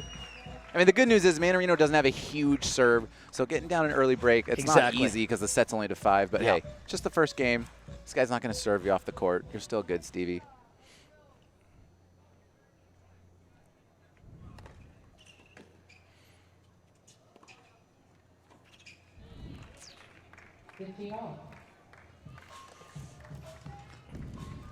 Mannarino career high 22 in the world in singles.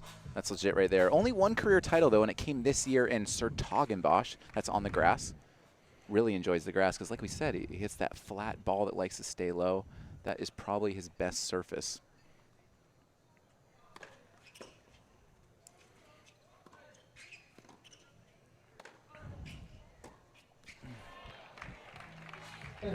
$30-15.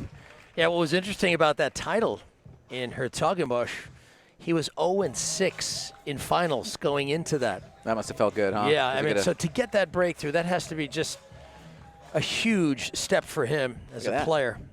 Look at that overhead, wearing the air Mannarinos. Pretty good hops. The air Mannarino. What am I saying?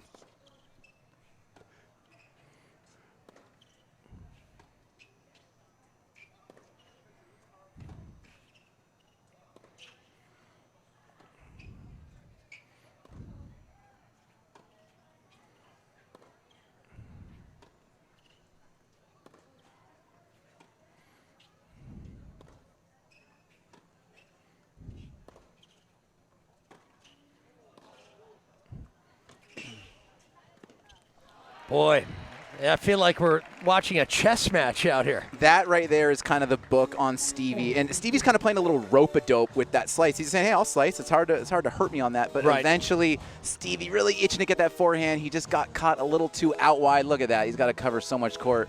And Mannarino just bunts it cross court and then gets the net. Easy put away volley.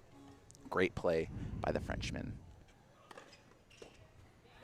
Yeah, so the Freedoms get consecutive games. You can see how that cuts into the match score now. It was 10-6. Yep. Now 10-8. Yep. Every game counts tonight. Geico timeout. Yeah, as it does in every World Team Tennis match. Geico timeout. So what kind of conversation would you be having if you were Rick Leach right there? You know, maybe talking about, the Hyatt, what they're offering for dinner tonight. Now, if you lose, you're buying the beer, so you better win. Yeah. I think he's telling him standard, hey, no worries, you're down a quick break. I think he's probably telling him, though, a little bit with that slice, maybe trying to get a little deeper, maybe try to get to net with that slice because Mannarino just looked really confident with that forehand to backhand exchange. So maybe switch the pattern up a little bit, maybe take a couple slices down the line into the Mannarino's backhand and then force him to go cross-court into your forehand. Yeah, that's one of the advantages of going down the line. You'll have the next ball on your forehand, you hope.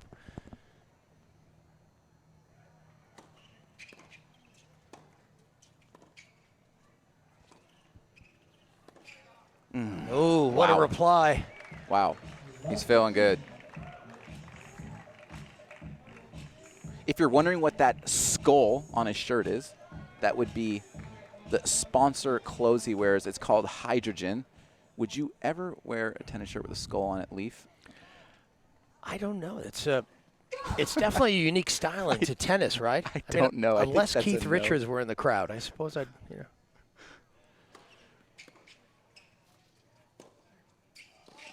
Oh, my gosh. Uh-oh. I mean, Mannarino can play this level of tennis. I mean, he gets in the zone. He is really rough. So here's a great example of if you're the Breakers getting a little look here. Hey, I don't blame him trying to force his way into the net. Sometimes it's tough to approach going cross-court. I mean, that's just a great shot. What can you do? But, hey, Stevie's not feeling good, but he can look at the total score and say, hey, my team's still up 10-8, right? There's some positives here. Stevie. Hey, this is a way to get the crowd behind you. Get a hold here, and the crowd will probably erupt for him. What can you do? Hey, when your opponent's playing that well, just stick with it.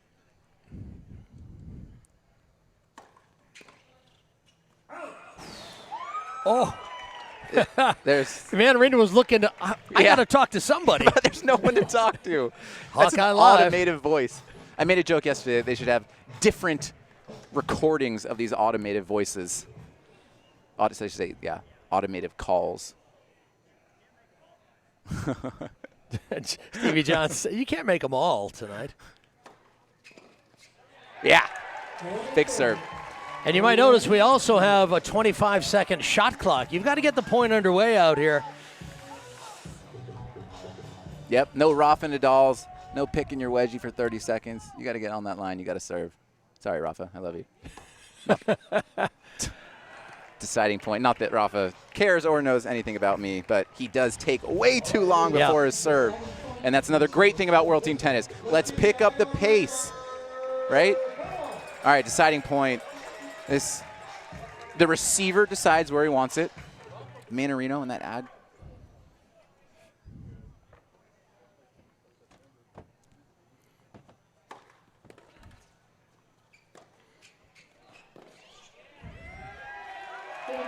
That is a huge game for Stevie Johnson and the Aviators. Excuse me, the Breakers, I should say. That's that other SoCal team. Another look at that. Yeah, he puts a lot of heavy spin on that one. So heavy, so thick. One of the better forehands in the game. I feel okay saying that. And you know him well. You played him in college a bit. That's right. I said last night, I did get a win against Stevie in doubles. We played many times. We will not talk about any of the other results. Only care about one. Care about that one win. All right, here's Mannarino. Leaf, thank you for that. 31 years of age. Really? He's a rookie in World Team Tennis.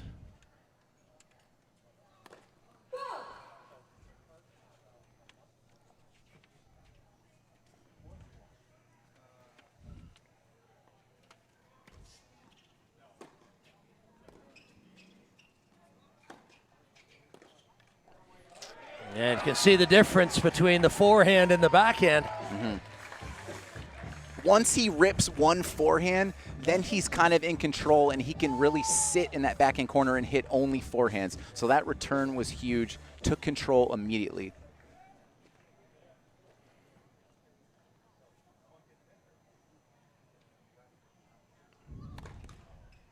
Another second serve. It's interesting to see what Stevie does here. In that last serve, right as the toss goes up, he's scooting back a little bit to make sure he gets a forehand. See what he does here. Oh, he's going up.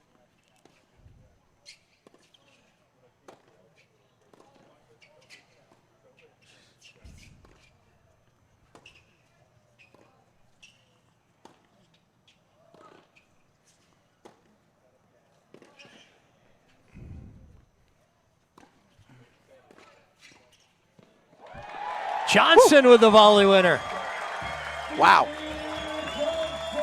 Great volley right there. Take a look at this. It's a tough volley. Kind of gets up in the air and cuts it. That is smooth. That is a buttery Chardonnay on the volley. Leaf, have you ever heard a broadcasting partner refer to a volley as buttery Chardonnay? Is that one of the dumber things you've ever heard? No, though. I thought it was. It's going to become a classic. I'm not a wine drinker, so I don't know. Are there buttery Chardonnays? Yeah. Oh, okay.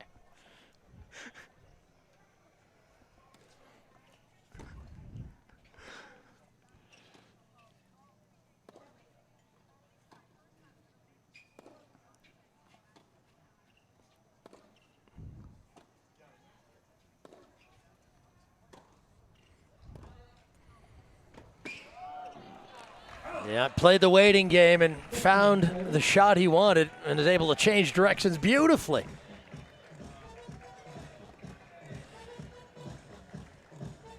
It's such a cool contrast of styles. Mannarino hits such a flat ball. Stevie's always got spin on it, whether it's top spin on the forehand or obviously the underspin on the slice. It's fun to watch.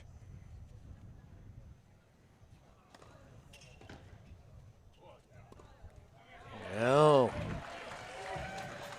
Johnson. Here we go. Break points. 3 break chances.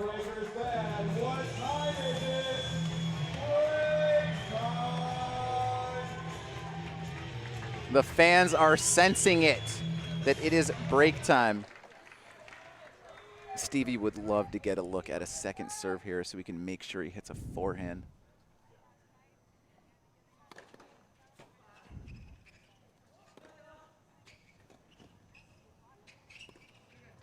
Yeah.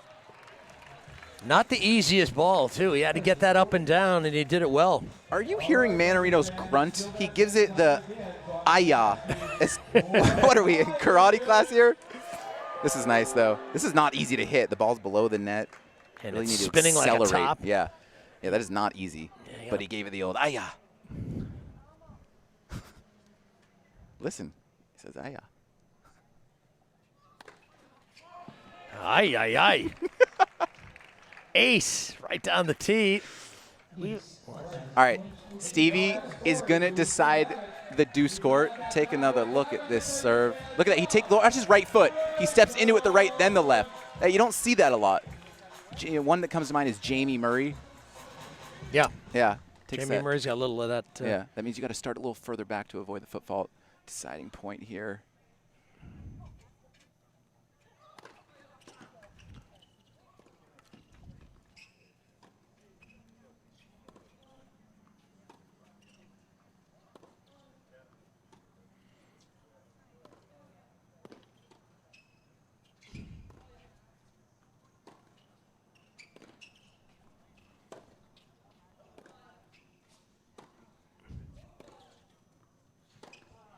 That's big, baby. Look at Gene. Look at his.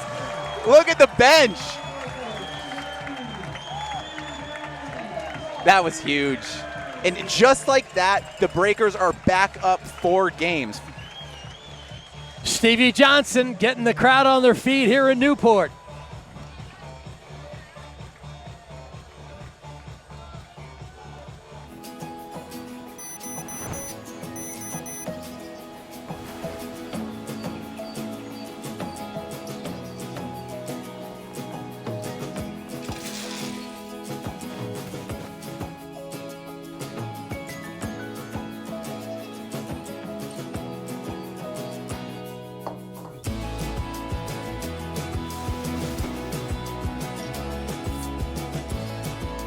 Almost Sport.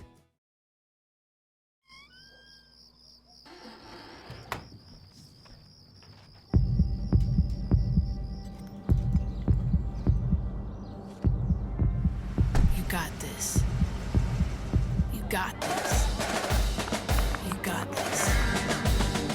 You got this.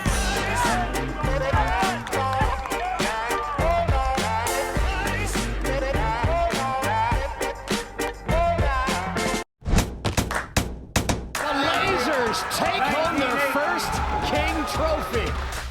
The Castles get it done. San Diego Aviators have won it. There it is, orange.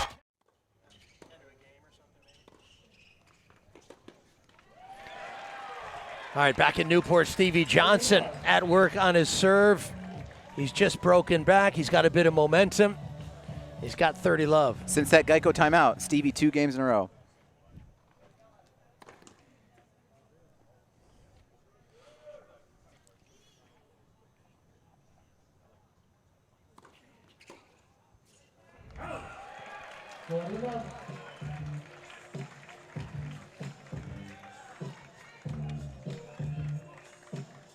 I love Stevie's service motion. So smooth. Uses his legs a lot.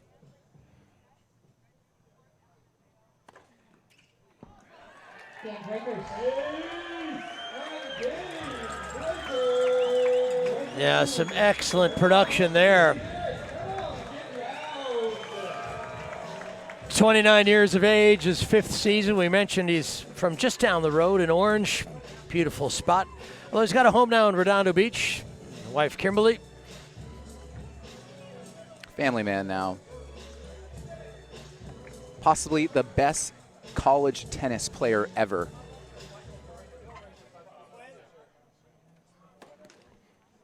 And that is not an exaggeration. Yeah, he's a USC tennis legend. Yes. Add his name to the list of greats from over the years. Stan Smith, Bob Lutz. Rick Leach. Rick Leach, yeah. Rick Leach, the coach, the Breakers, of course. Ooh. No buttery shard that time. No, that was $2 Chuck. That's good. That's really good. So you are a wine drinker. I know a little. That's what Leaf knows. Leaf knows $2 Chuck. I know a thing or two. So you are a wine guy.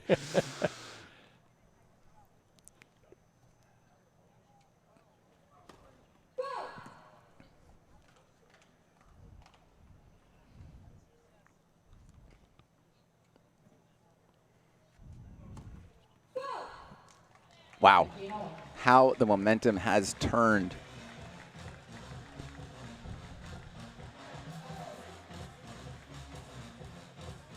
Normally in a match like this, if you're Mannarino, you're saying, you know what, I'm still on serve, it's 2-3. But the key number there is the cumulative scoring. It's 13-8. He's down 5. That seems very daunting when you take a look at that.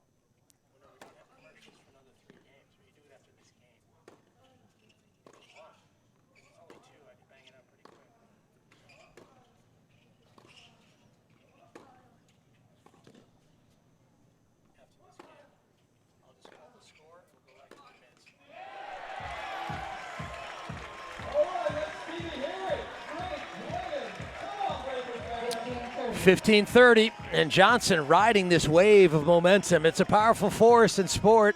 Mannarino starting to feel the pressure, not as comfortable as he was in the opening games.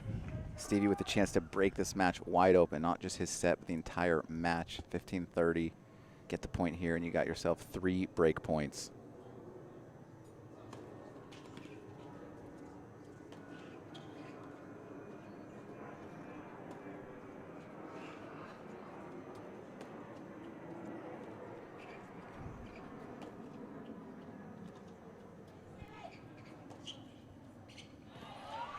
Yeah, good tennis. Combination of patience and then position that allowed him to finish. I'd like to, some of those, when he hits that forehand to Stevie's backhand, I feel like he could probably follow some of those to the net because that backhand is just floating up there. Yeah. Obviously, it's not his game, but, I mean, when they're floating up like that, you got to take advantage. We got ourselves another Geico timeout right here. This is probably something new for Mannarino. I know he plays Davis Cup. You know, you sit on the changes and talk to your captain. But here, the captain comes out and visits you right in the middle of the game. It's different. And tennis players are really sensitive. You know, that's why you think when you watch the tournaments on TV and you see one player in the stands walking around and the guy can't even serve because he needs the umpire to tell him to sit down. The point is the littlest things that are different in the atmosphere kind of can just change your feeling out there. And like you said, Geico timeout, or forget the Geico part, but you don't see timeouts like that in the middle of the game. So just a little different. Like we said, it's his first year in World Team Tennis. He was looking great at the start, but now he finds himself in a hole.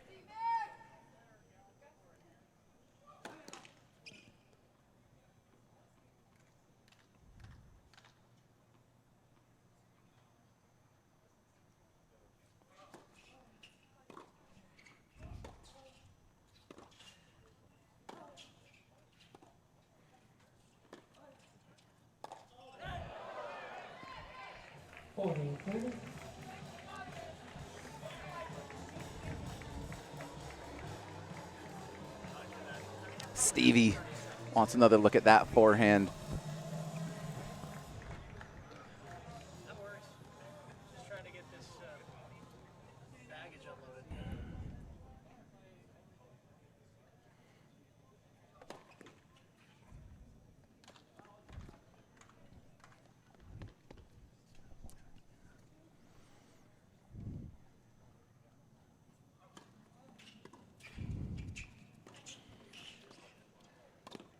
Oh, nice play by Mannarino. He gets the game and gets to 3 games all. World Team Tennis is brought to you by the USTA, the United States Tennis Association. Music provided by Free Play Music, the best music library on the planet. All right, so some tense moments, and Mannarino did a nice job there to get through there because Johnson was applying the pressure. Yeah, I mean, when you're down 5 games, you lose that one, you're down 6. It feels a lot more daunting now. He gets it back to 4. Looks a little more manageable when you look at that score.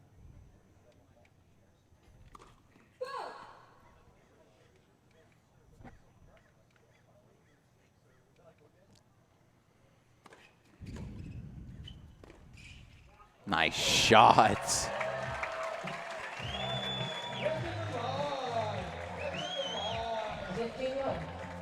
That's got to feel good. Little Pete Sampras running forehand. God, look at that spin. Yeah, so much action on that. Can't do anything about that.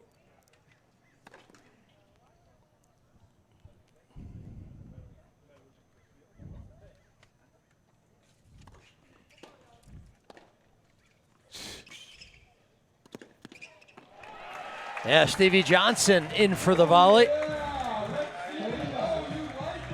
That's kind of what we were talking about, Mannarino. When you sense that your opponent is on the run like that, look, gets him on the run, follow that in. You're going to get an easy volley here. Look at that. Floats up a little bit, and you know he's comfortable making that volley.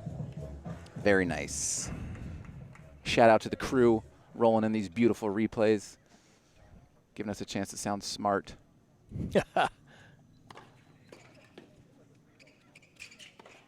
Nice.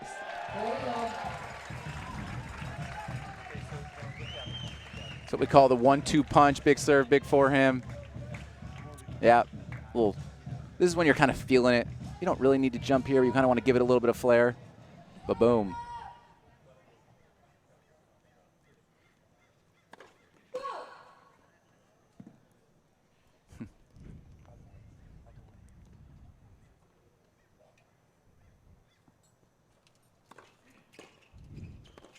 Oh, my gosh. That is sick right there. Sorry, I yelled that a little too loud. I heard the volume a little overmodulated there. Wow, that was nice. Heck of an approach, but a better pass by Johnson, who's starting to find his game. That is Roger Federer-esque. I mean, the ball is bouncing inches from the baseline, and to still keep your head down and accelerate through it like that and still get that spin, that is nasty.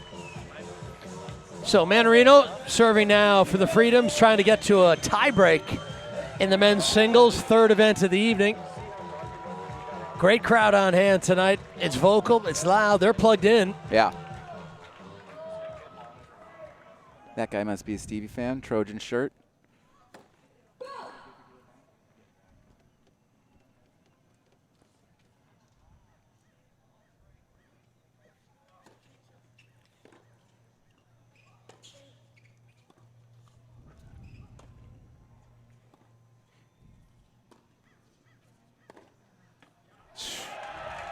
Gosh. I mean, to think about what we were seeing in the first game when Mannarino was on fire, and it was looking like it could get ugly. Gosh, but he just always accelerates through the forehand. Yeah, suddenly the match seems to be played at Johnson speed right now. Definitely.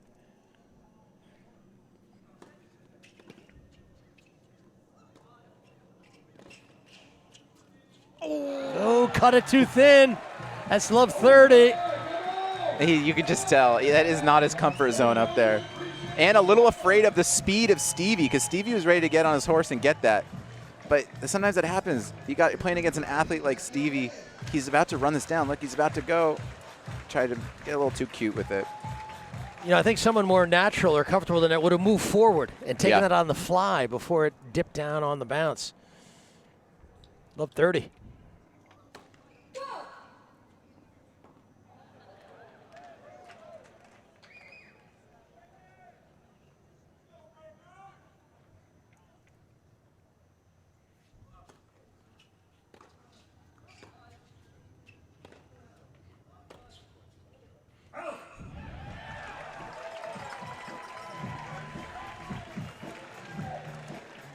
So set points for the Breakers and Stevie Johnson. All right, Breakers fans, what time is it? That's right. I love this MC.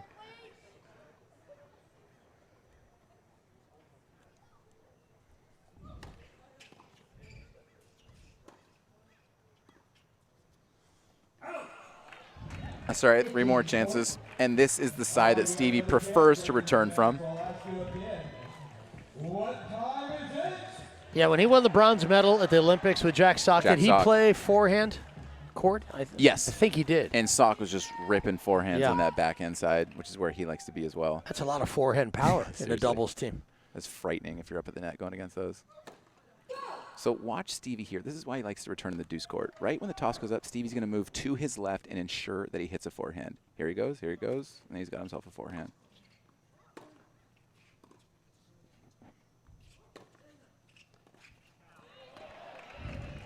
That's the play, right?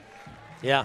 I mean, I don't know. I'm sounding like I'm getting mad at him, but no, but that is coming the play. in net on the backhand. It's really hard to pass someone with a slice like that. Yeah. Making it seem like I could go out there and do it or something, but hey, that's why it's easier to see it from up here. Yeah, but I think that's the nature of the modern game. The guys don't have enough reps coming into the net, so they don't feel comfortable attacking the net. That's better. And a nice setup with that wide serve. Here's a deciding point. Wow. And you know Stevie's going to want it from the deuce side for the same reason we said before. I mean, this is huge. This could be either 6-game difference, 15-9, or 14-10 with Mannarino given a chance to make it 14-11. So it's almost like, you know, could be either 6 or 3 just based on this 1 point. Geico timeout.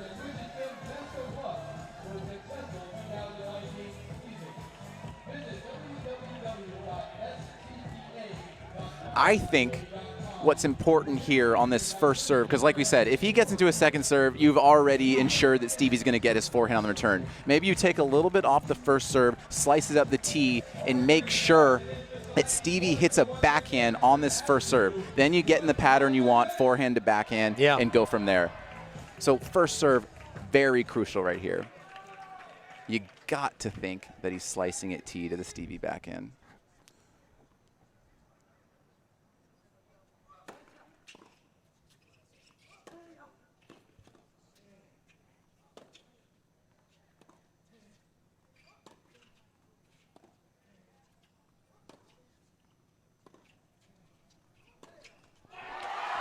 Johnson takes the set.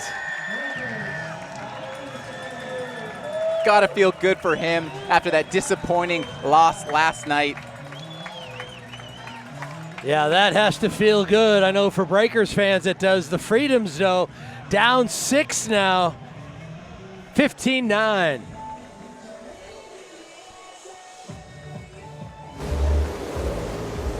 I want it. I can't believe it. That car brought his karaoke machine. Nothing but a heartache. No, I can't believe how easy it was to save hundreds of dollars on my car insurance with Geico. Tell me why I never wanted to say. Go, Kevin. Go, Kevin. No.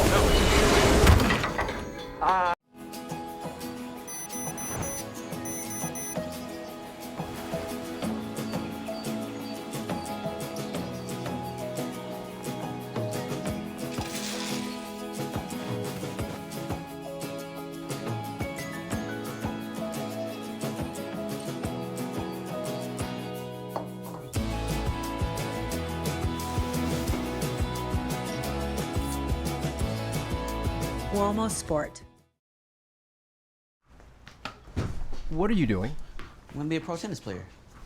I thought you were going to get things done today. I did. I had a consultation with my doctor this morning, and I set up a meeting with my lawyer about my Wimbledon application. How could you afford a lawyer? It's included with my phone. My Rocket IO Pro 3D comes with legal services, 24/7 doctor, glasses free 3D, and it's less than $300. You saving some money. Now you can start paying rent. Wait, what? Get the Rocket IO Pro 3D for less than $300. Rocket smarter phones. Give me a racket and watch me go. Because I won't come back the same. Sometimes I'll come back with scratches and scrapes. Or with stories of great shots and close shaves. Of wins for the history books. And of losses I'll never forget. But watch me smile. Say good game. And put my racket away for now, but not for good. Because I'll have seen what I can do. And I know greatness is waiting. Sign up with Net Generation, official youth tennis of the USTA. How do you rock the world of tennis? Burn the rule book. Change the game. Make it faster. No, way faster. Pair up the sexes. Call in the coaches. Fist bump this badass. Playing teams. And don't forget the pros. Lots of pros. This is the Breakers. This is WTT. July 2019. Back in Newport Beach at the Palisades Tennis Club. Visit the all-new WTT.com for live and on-demand matches, highlights, news, stats, behind-the-scenes videos, and complete coverage of World Team Tennis 2019. We've got Flutter Frog in the house. And let's just revisit the standings and just to show you how important this match is for the OC Breakers and, of course, for the Freedoms who are trying to ride this top spot in the 2019 season. Yeah. I mean, you got to figure the Freedoms and the Lasers probably going to get those top 2 spots. So essentially, you got 6 teams fighting for 2 more spots. In the past, Leaf, there were only 6 teams in the league, and the final 2 would play in the finals. But this time, you're fighting for 4 spots. The top 4 teams will make it to Vegas and play kind of, they get into the semifinals. And from there, best team wins. It's not really, seeding doesn't really matter. You just want to get in that top 4. Yeah, we're literally halfway through the season. And the Breakers have only played 5 matches. Remember, they had 1 rain out in Washington, so there's another match that they still have to play. In fact, they might have to double up and play 2 matches on a single day just to catch up on the schedule, so they still have a lot of play in them. You can see the Aviators at 4-4 right above them have 8 matches. So potentially it could be 5-3 the Breakers if they win out. So still some wiggle room, obviously, in the middle of the standings. Yeah, and a lot of these West Coast teams, the Aviators and the Breakers, at the first part of the season, they were on the road a lot, and they were playing some indoor tennis. Now they kind of got a home stand, so you really, you hear it in all sports, but you want to protect your home court. And, you got a couple games at home here. They lost that one last night. That's why we kept saying tonight is so crucial. That just 2-4, 3-3 is such a big difference. You're 3-3, you're at 500. From there, you feel like you can really gain some ground. So I'm really, if I'm the coach of the Breakers, really happy with the response tonight after the loss last night because it was such a heartbreaker. Yeah, it's funny how disappointment or frustration can, motivate you in a positive way. And I think Leach has turned that somehow to a positive. I think the players, too, they really responded beautifully tonight. Everyone's playing well. Yeah, and definitely. All right. Yeah, go ahead, Leach. Sorry, so up next is the women's singles, and we feature the marquee player for the Breakers, Jeanne Bouchard, 25 years of age. Her 4th season. Remember, we mentioned that she started out with the Kansas City Explorers back in 2009, so she's got plenty of experience in this format. Played a lot of her tennis in Montreal at the Tennis Canada training facility they have now in Montreal, but does a fair amount now in Miami Beach, Florida. Yeah, I mean, we're in 2019 now. She's only 25 years old. In 2014, that was her year, right? Oh, my gosh. She made the finals of Wimbledon, and she was a semifinalist at the Australian Open and the French Open. She got to a career-high 5 in October of that year. So it has been a steady decline since then. But, I mean, just to know that at one point in your career you had that form, you got to think there's still a great run for her to have and find that best tennis. Yeah, you feel like it's still ahead of her. It seems like she's got a good team around her and going in the right direction. The fact that she likes to play team tennis, I think, shows that she likes the competition. She likes the pressure. She wants to be a great player. Again, I think she wants to get back to where she was. Taylor Townsend, well, you feel like the sky's the limit still for Taylor, just 23 years of age. Her 6th season.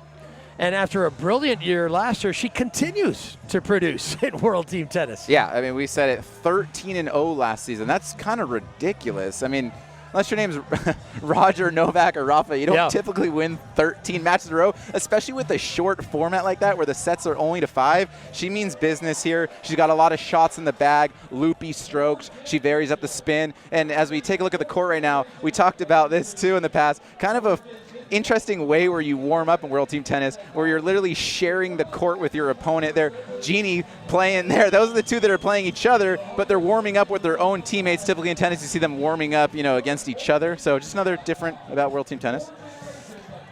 Yeah, that's one of the unique sort of facets of World Team Tennis. It's all about the team, and your team gets you ready. I always am a little surprised when I do watch the WTA when the gals and the women do warm up. They actually take practice returns. They return the serve. Right. On the men's tour, that does not happen. What's funny about that, too, is that let's say I'm practicing my serve, and I see that you want to get in some returns.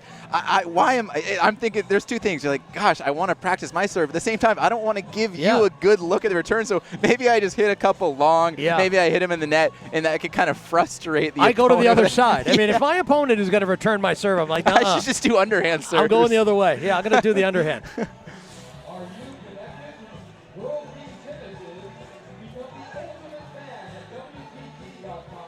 Yeah, Jeanne Bouchard, we mentioned, started off the year pretty well, lost to Julia Gerges in the quarterfinals in Auckland, though won the doubles there.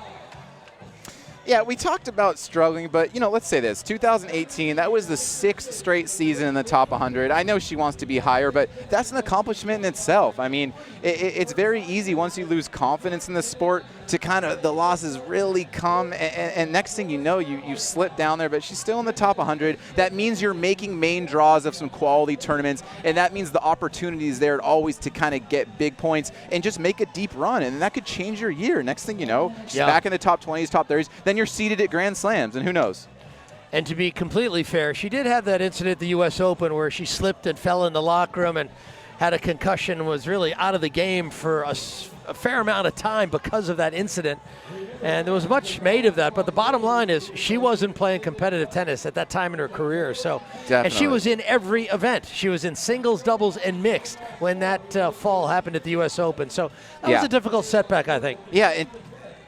Yeah, tennis is one of those sports where you said she was injured. If you lose your rhythm in tennis and you're not getting out in there and hitting, your game really gets away from you. Let's take a sport like let's say basketball. Let's say you tear your ACL, you're out for a year. You come back, your shooting touch is still there. You'll get your conditioning back. With tennis, there's so much rhythm, and you need to hit balls constantly every day. When you're junior at the academy, you're just hitting thousands of balls a day. If you're not doing that, that's right. And everyone else around you on the tour is building their game, building their confidence. So you have to go up against that too. Such a rhythm sport for sure. Yeah. Anyways, we're looking forward to Jeanne Bouchard. Glad you could be with us here in Newport Beach. I'm Leif alongside Jeff, and we're making the turn into the second half of the season. Important times for all these teams. The Breakers still have a very good chance of making the playoffs, but you feel they've got to get wins, and tonight is an important one. I hate to say it, but they can't lose this one. I mean, I know they're up 5 last night in the 4th set. Yeah, that hurts. Actually, we're looking at the same thing right now, huh? Yeah. We're coming up on the 4th set. I can't get my eye on the scoreboard right now, and I am calling the match, so I should probably know the score. But they got a legit lead here. Yeah. I mean, you can't give this up. You got Jeanne coming in. She's feeling relaxed. She's feeling comfortable, and she's playing Taylor Townsend, someone she knows very well, but they've never actually played each other on the WTA Tour, so it's going to be an interesting matchup. Yeah, the Breakers were up 15-10 on the Springfield Lasers. And that was in the second to last event of the night, so they were close to the finish line. That's right. All right, here's Taylor Townsend.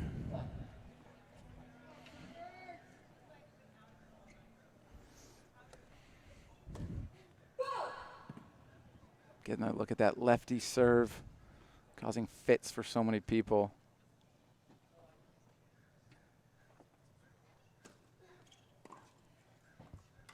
Ooh, let's get it off the line.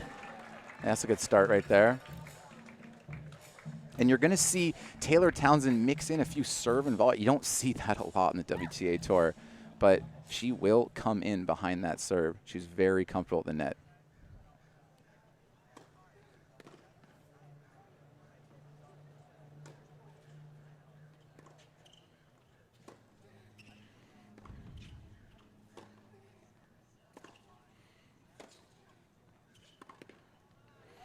Yeah, couldn't quite catch up to that one. Interesting contrast how Taylor plays with a lot of shape, a lot of topspin. Bouchard is a little more early and flat on the ball. Yeah, more simplistic, see ball, hit ball, wants to take it early. Townsend's playing it more like a chess match, varying up the spins, like you said.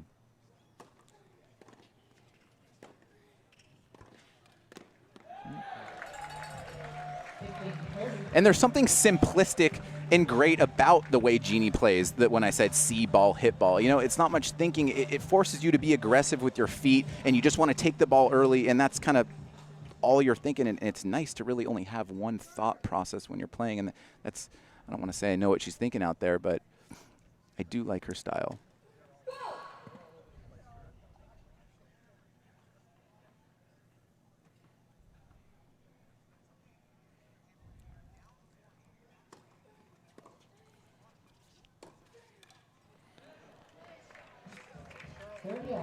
Yeah, nice forehand with angle and cross court. Looked like Genie was caught spinning her wheels in the middle of the court.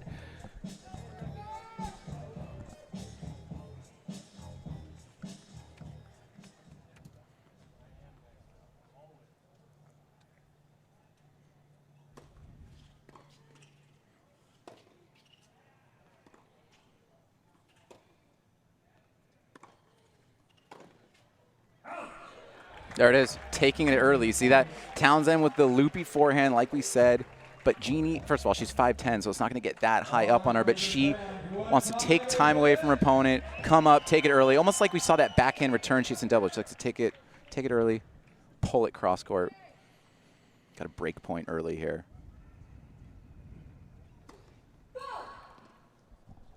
There she was, looking to serve and volley. Probably not going to do that on her second serve.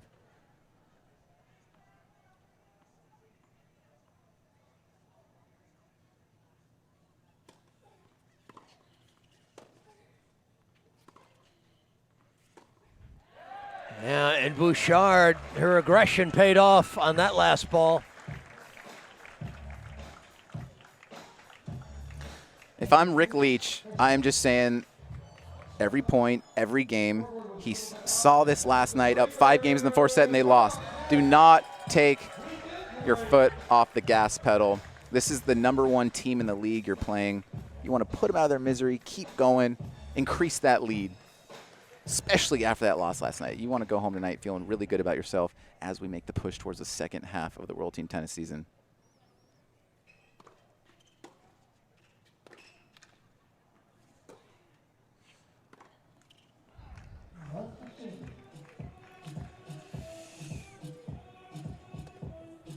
Well, someone told me it's not a break until you hold your serve in the next game. Was it you? That guy must be, yeah. That's a I really think it smart was you. guy. I like that might have been the second set tonight. So Bouchard down love 15.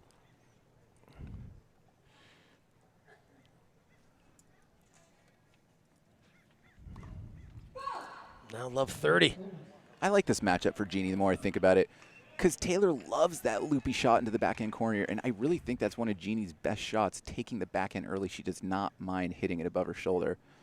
Really like that.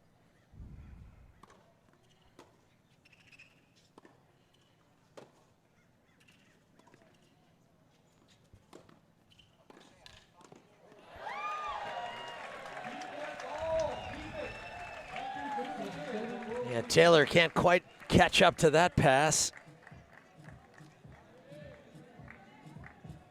Good defense here. That ball might have looked like it was going to float long.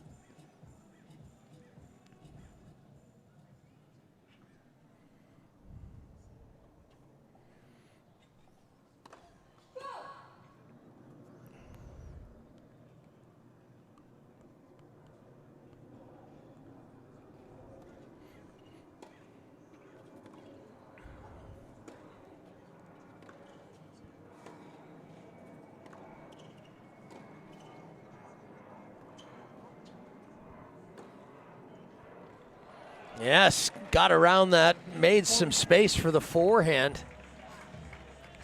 Taylor has been an automatic, I want to say point for her team. It's not a point, but just an automatic win. She's only lost twice this year, like we said, 13-0 last season singles. Only lost twice. In fact, her second loss came last night against Coco Vandeweghe down at the La Costa Resort in San Diego.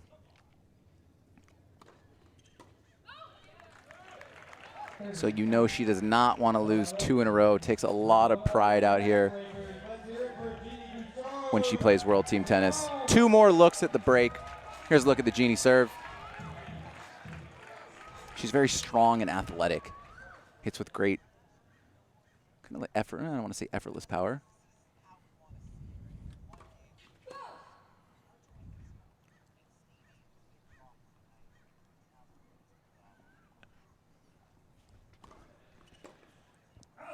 Yeah, it didn't happen there. Interesting to see where she'll take this one, considering she just kind of shanked that return, but she will remain in the ad court. If I'm Genie, I'm thinking, hey, let's go at that backhand again.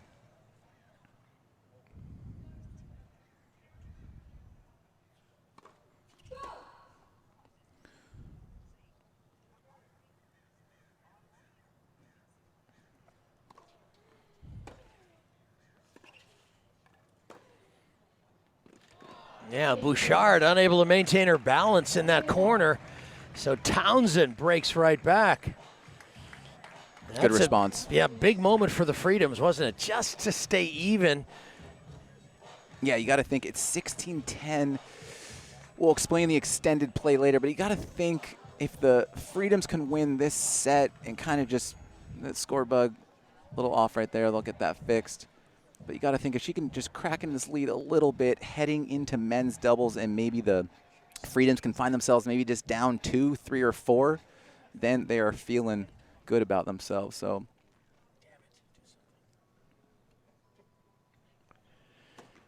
16-10 for the Breakers.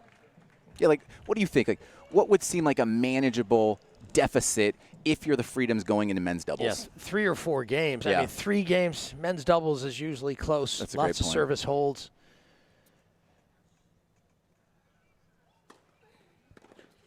There's the serve and volley.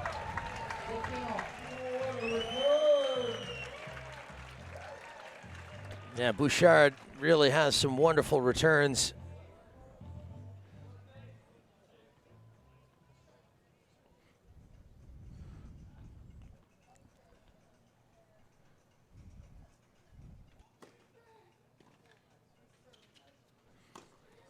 Whew, that's not easy.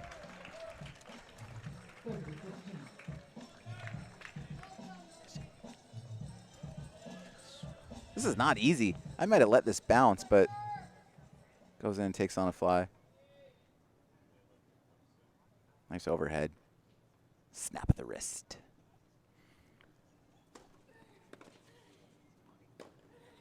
Oh, yes. That's good. That's some better play there. Yeah, Taylor's back training with Donald Young's father in Atlanta. Of course, Donald Young has had a number of years playing team tennis as well. Yep. In fact, we saw him sub in for the Philadelphia Freedoms earlier this year.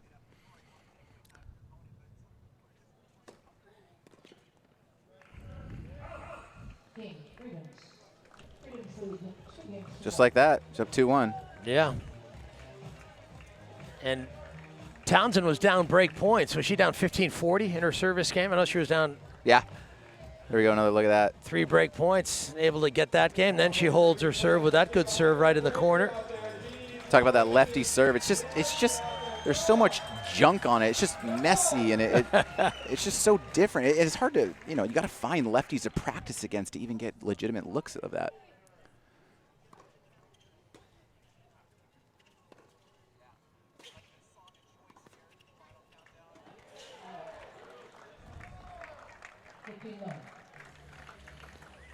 Yeah, good move by Bouchard to come forward.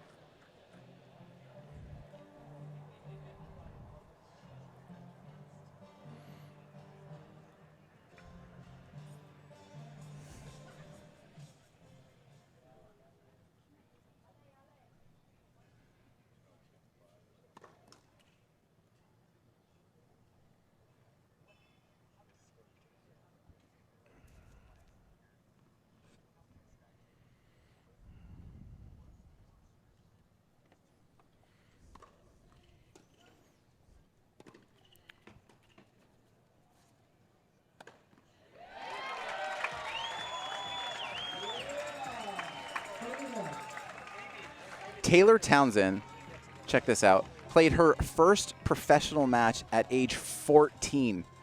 Leaf, what were you doing at 14? Were you playing professional matches? I know I wasn't. Trying to I never tie played my a professional match. shoelaces, I think, yeah. Did you figure it out eventually? No, I use Velcro now.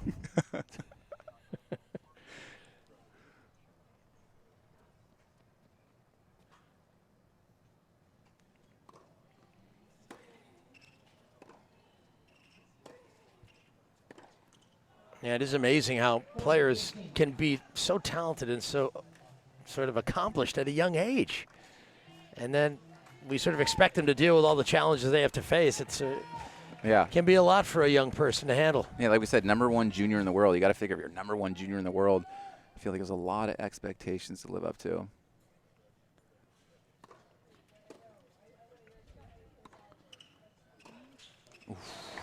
And it's such a delicate thing, too. It's almost like with baseball, and you bring them up too early to the pros, or you keep them in the minors. And it's the same thing you hear a lot in tennis now. Hey, do they go to college? Do they go to pro at early years? We take another look here.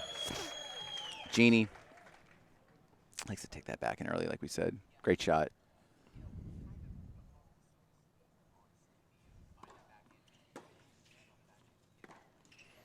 Yeah, that was part of the discussion with Coco Gauff's run at Wimbledon. You know, age eligibility, sort of the age minimum requirement for players. And at 15, she can only play a certain number of events. Right. You know, and I think that's actually a pretty good rule. You know, what is the rush to have someone that young? In fact, a great option for Coco Gauff would be World Team Tennis, because that does not count as one of those limited events. She's not playing World Team Tennis, but Coco, if you hear me, maybe next year. I'd love to watch you.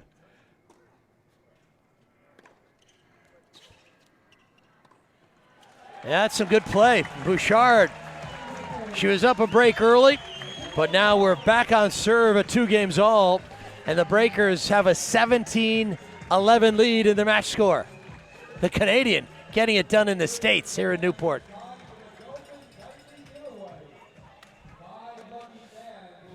Geico has over 75 years of savings and service. Whoa. Travis and IT made it. It's amazing. Oh, is that Travis's app? It's pretty cool, isn't it? There's 2 of them. They're multiplying. No, guys, it's me. See? No, I'm real. I'm real. He thinks he's real. Geico. Over 75 years of savings and service.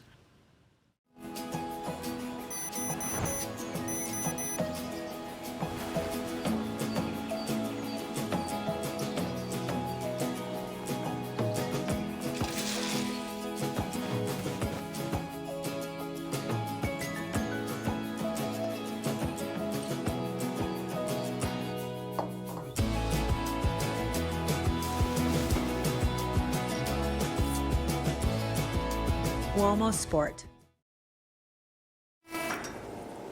How do you rock the world of tennis? Burn the rule book. Change the game. Make it faster. No, way faster. Pair up the sexes. Call in the coaches. Fist bump this badass. Playing teams. And don't forget the pros. Lots of pros. This is the Freedoms. This is WTT, July 2019. Summer is heating up, and so is WTT, World Team Tennis. Be sure to visit us on Facebook, Instagram, and Twitter at World Team Tennis. We've got exclusive content, highlights, behind-the-scenes videos, all the coverage you want of World Team Tennis 2019. Here's Taylor Townsend. 2 games all, 4th set of the night.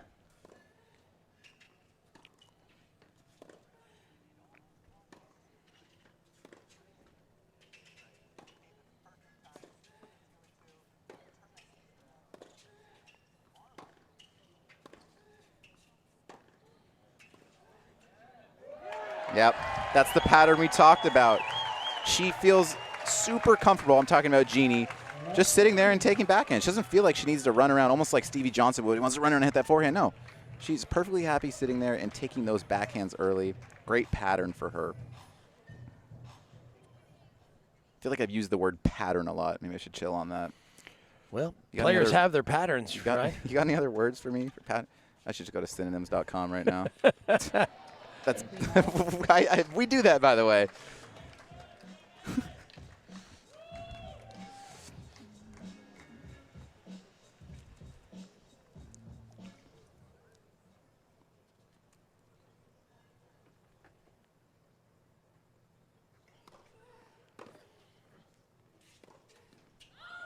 Yeah, that's an early error in the rally. Townsend has to be careful. Last year, first year inside the top 100 for Taylor. And years in. And then this year, second round at Wimbledon, she won the Charleston Challenger, the ITF event there, beat Coco Gauff and Whitney Osigwe. 2 big wins. 2 of the better American youngsters. A lot of promise for both of them. Crowd cheering for a great catch in the stands by the man in the white polo there. Oh, look at that, tossing it to the kid. Got to give the ball to the kid. Boy, double fault. Taylor tried to squeeze that second serve into a very small space. She wanted to avoid the Bouchard backhand, I think. Yeah, I think you're right. Break point. 3 of them.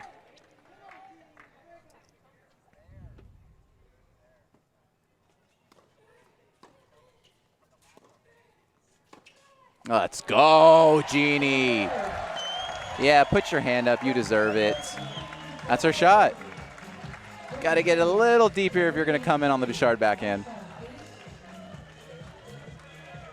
Yeah, I thought it was a good approach, but it wasn't a great approach. Yes. And I think Bouchard's backhand has been pretty great tonight. She's feeling it. You know, in the juniors, the term they would use when your opponent was playing so well, they'd say you're treeing. Have you ever heard of that term? Sure. Oh, you know that. Sure, Did you use that? Was that a legit term? Yeah, back totally when? legit. Totally Was legit. It?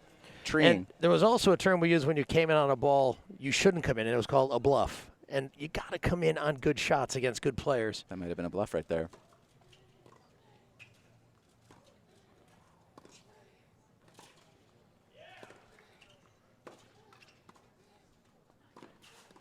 Oh, that's better. That's nice. Ask Roger Federer if he knows what a bluff is. Match point on Novak Djokovic. That forehand cross court, I know it was a good shot, but against Novak, it has to be a great shot. You knew it was going to be a pass. Of course, we're talking about one of Roger Federer's 2 championship points just a few weeks ago, the finals at Wimbledon. I cringed thinking about it. I was definitely pulling for Roger, as I think the rest of the world was.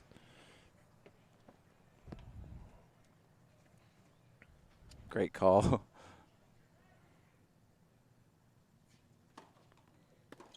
Lets her in play. Yep, lets her in play. As they should be. The rest of tennis, catch up with the rule. If you want to hear my argument about it, well, I don't know where you're going to find me. Call me. Hit me up. I'd love to talk about it. I just feel so strongly about that. Let's say this. I bet you in 5 years, they're going to have Hawkeye Live at a lot of these pro events, and they're going to have Let's in Play. It makes too much sense. Speed up the game. I can already feel myself getting annoyed about it. I might have to go off after this point. Oh, no.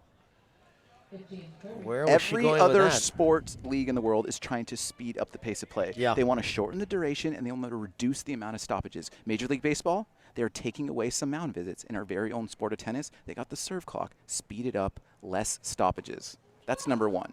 You cannot refute my argument that playing lets will shorten the match and reduce the amount of stoppages. And add a little bit of unpredictability for sure to the game, a little bit of drama. Oh, my gosh.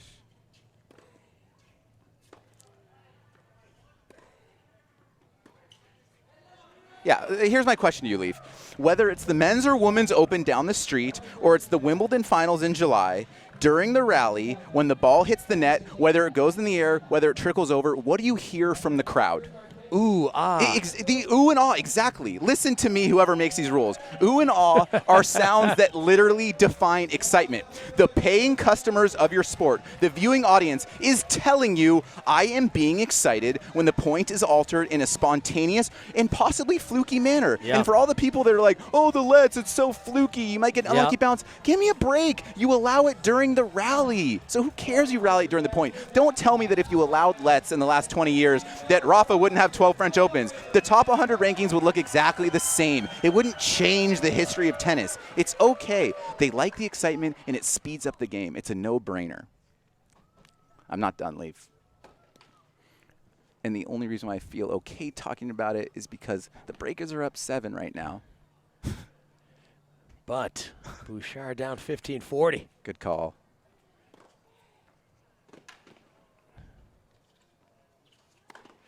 Yeah, and there is the break back for Townsend. So this is going to be one of those matches where we've had 4 breaks in the 6 games played. Okay, back on the lets for a second. But here's, you know what? I'm pretty sure that Billie Jean King had that conversation when she was thinking about how do I get the most out of a match? And how do I make it more interesting? And better for the fans. Yeah. It's all about the fans. No, you know the electronic machine that calls lets? They get it wrong all the time. Yeah. Like, you'll see John Isner hit an ace. The beep goes off, and he's like, I just cleared it by 2 feet. That would eliminate that. That's another argument for it. Great swinging volley by Townsend. Another thing is this. Growing up in the juniors, Leaf, because you call your own lets, you'll see kids get aced, and I'm not agreeing with this because this is what's wrong. You'll see kids get aced, and they call a let because you call your own. It's a way of cheating. You get rid of that, too. And that's why they did that in the juniors and in college tennis. Yeah. It's a good serve, and Taylor Townsend is coming on here. Yeah. Maybe, is this let talk jinxing the breakers? Should I just shut up with the lets? Because I still have a few more thoughts. But let it be.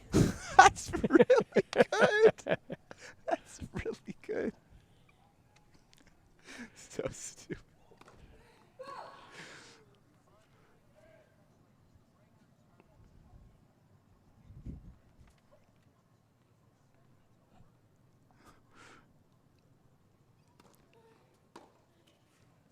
Yeah, it's a good body serve. Okay, NBA playoffs. The most kind of iconic play of this year's playoffs, Kawhi Leonard hit a buzzer-beating shot in Game 7. It bounced off the rim 4 or 5 times and went in. Yeah. You know what? Everyone's not saying, oh, it's fluky, it's lucky, it sucked. No, everyone loved it. It was bouncing, it was rolling around. It was so exciting. It was a weird bounce. You love it. Hanging on the rim. Yeah, just live Does it with go in? Does it go out? Just embrace it. Just embrace it. Now, if it was a let court ace on match point, yeah, maybe that's a little annoying.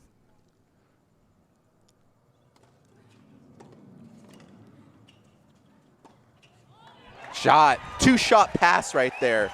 Get the first one, low to the net person, and then get ready to unload on the next one.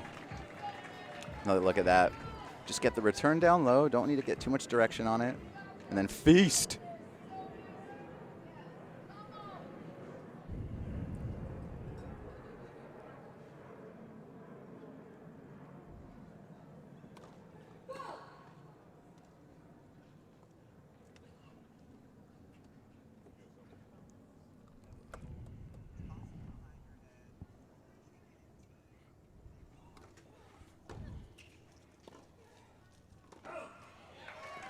There we go. Yep. Taylor's trying to get through this game. She was comfortable at 40 love. Maybe not so comfortable now at 40-30.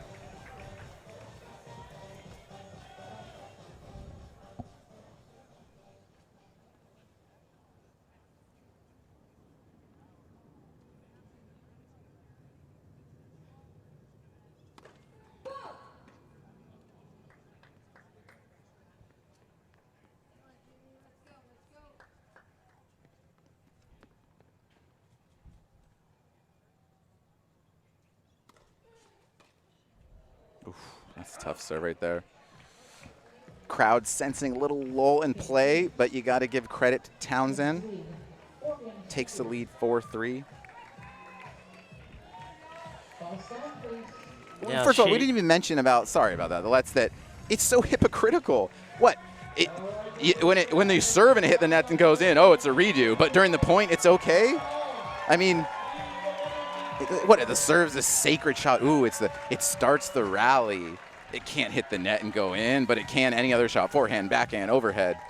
I mean, it's the elephant in the room. It's a hypocritical part of the rule. Jeff, let it be.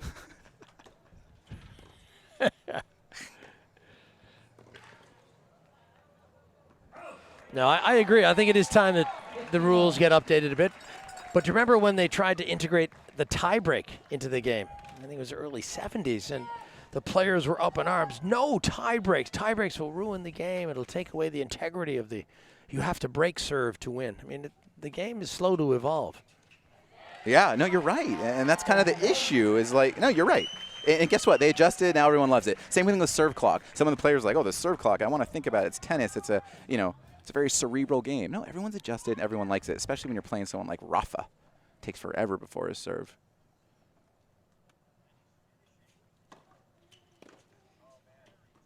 Just out. It's a nice response from Genie here. A lot of first serves in. Get the lead back up to 6 19-13, get one of these next 4 points.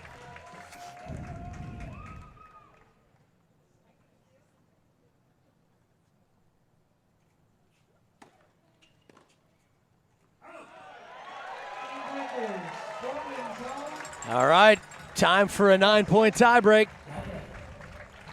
Yes, second one of the day. That's right, 9-point tiebreaker. Deciding point at 4-all. You know, Rick Leach, he looks a little like Mike D'Antoni. You know the NBA coach? Yep, sure. You see that a little bit? Yeah, a little bit of that, for sure. Mike D'Antoni. I love lookalikes. I think Rick Leach is a better volleyer, but still the similarity is there. And you can see, looks like part of the message there is, let's just keep her loose, make sure that she's feeling good about things. You sort of get the import of the message. So and also for Genie, clarifying 9-point tiebreak, 2, 2, 2, and then 3. What's the sequence of points? You'd be surprised because these new rules, how many of these players come out, especially, she's played it before, but you see these players come out and they sometimes, because it's different rules, they don't really know exactly. Sometimes they need to be told. That's probably not the case, but yeah. Well, players like to be in control out there. They like to control everything, the balls, the rhythm, their game.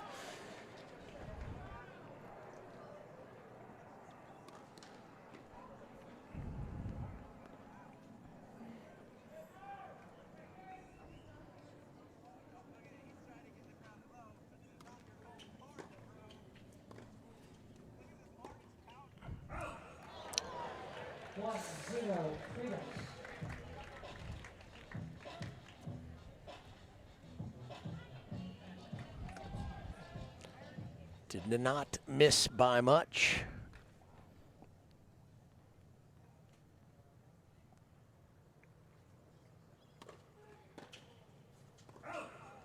And again,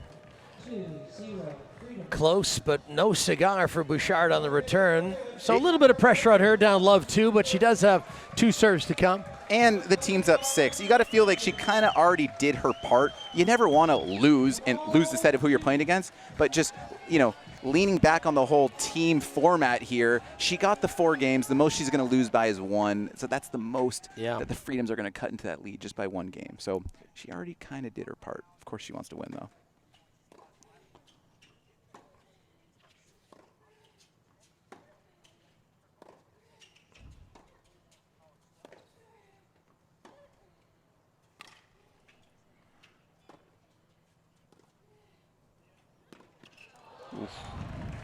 That short ball, she's a baseliner, feels really comfortable going side to side. Sometimes those baseliners don't want to come forward and kind of bend down. She's got that tall frame, 5'10", kind of just an awkward ball for her to hit. Finds herself in a hole down 3-0. Needs this one.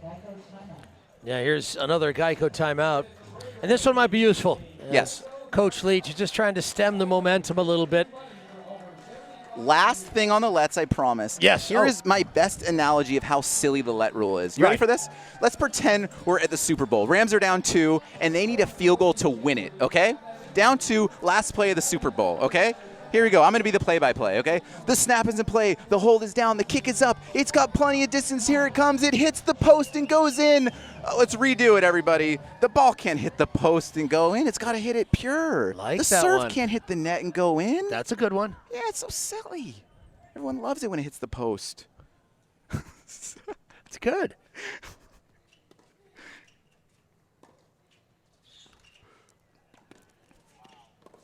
Ooh, she had a swing at the pass.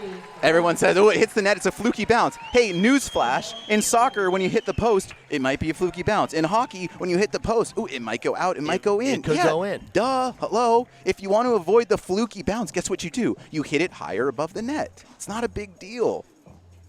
Gosh, I'm sweating now. I'm a little worked up. I think I got it all in my system. Okay. Although, here's the problem with the viewers. You need to go in front of the tennis Supreme Court. And please take me there. Plead your case. I'm doing a couple more matches this year, and if you are listening, you might hear it one more time. But Leaf, all the viewers, I thank you for giving me that time to voice my frustration with the let rules. And I hope you agree with me, because when I say it and I hear myself, it makes too much sense. Yeah, no, I'm done. I used to be the other way around, a little more of a traditionalist, but now I'm leaning towards let's get those lets in play. Nice. One less delay in play. right. All right, there's 3-1 for Okay. Townsend. She's got a couple serves, so she could win it if she gets both her points.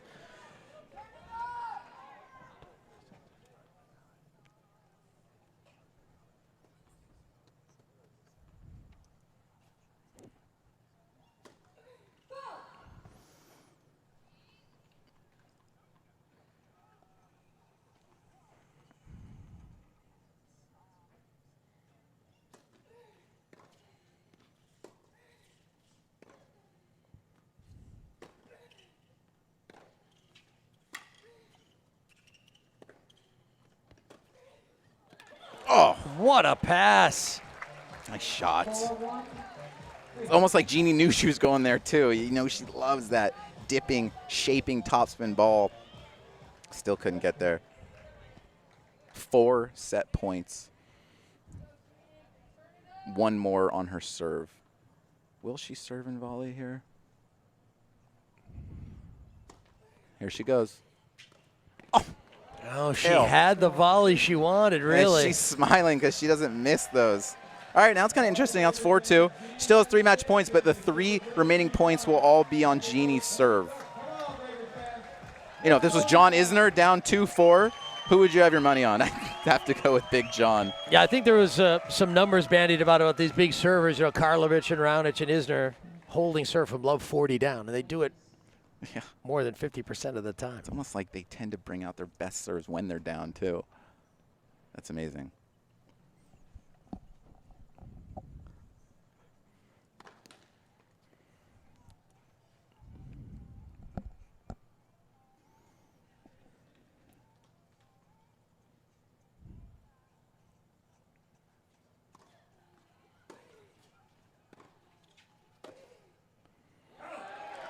Saves another. And just like that, we are 1 point away from a deciding point for the set.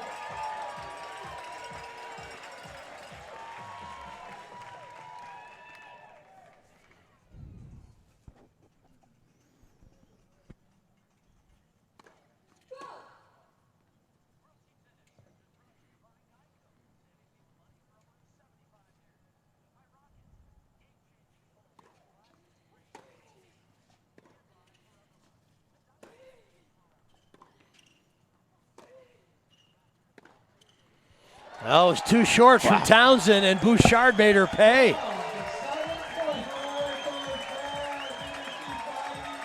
Yep, we keep talking about it. Likes to take the backhand early. She likes to hit it close to her body. She uses a lot of her hands and wrists, kind of. Really nice. So a deciding point to decide the women's singles.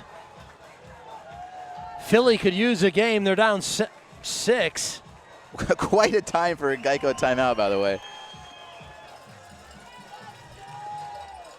Clearly. And the Breakers, if they get the point, they'd go up 7, and that's a fairly sizable difference going into the final event of the evening. Definitely. Obviously, this Geico timeout was called by the Freedoms. Up 4-1. She's lost 3 in a row. Wants to stop the bleeding. Focus in and get this. But the point will be on Jeanne Bouchard's racket.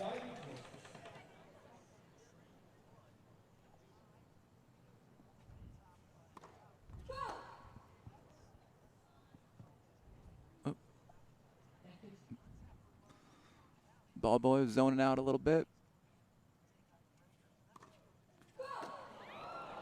A double fault. Jeanne can't believe it. She's smiling a bit. All right, well, there it is. Ending rather ignominiously, but 5-4, the Freedoms take it. We're coming down to the final event of the evening, the men's doubles.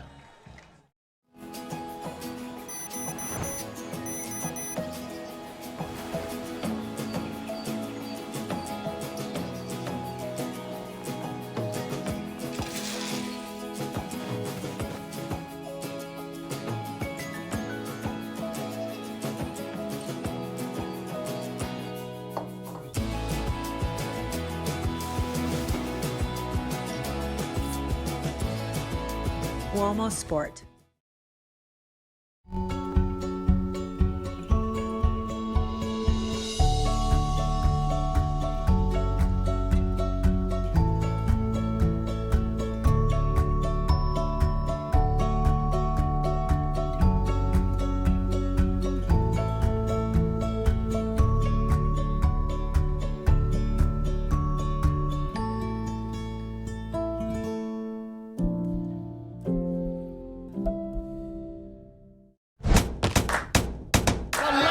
Breakers take home their first King Trophy. The Castles get it done. San Diego Aviators have won it. There it is. Orange County Breakers are the World Team Tennis champion. What an amazing effort by an amazing team.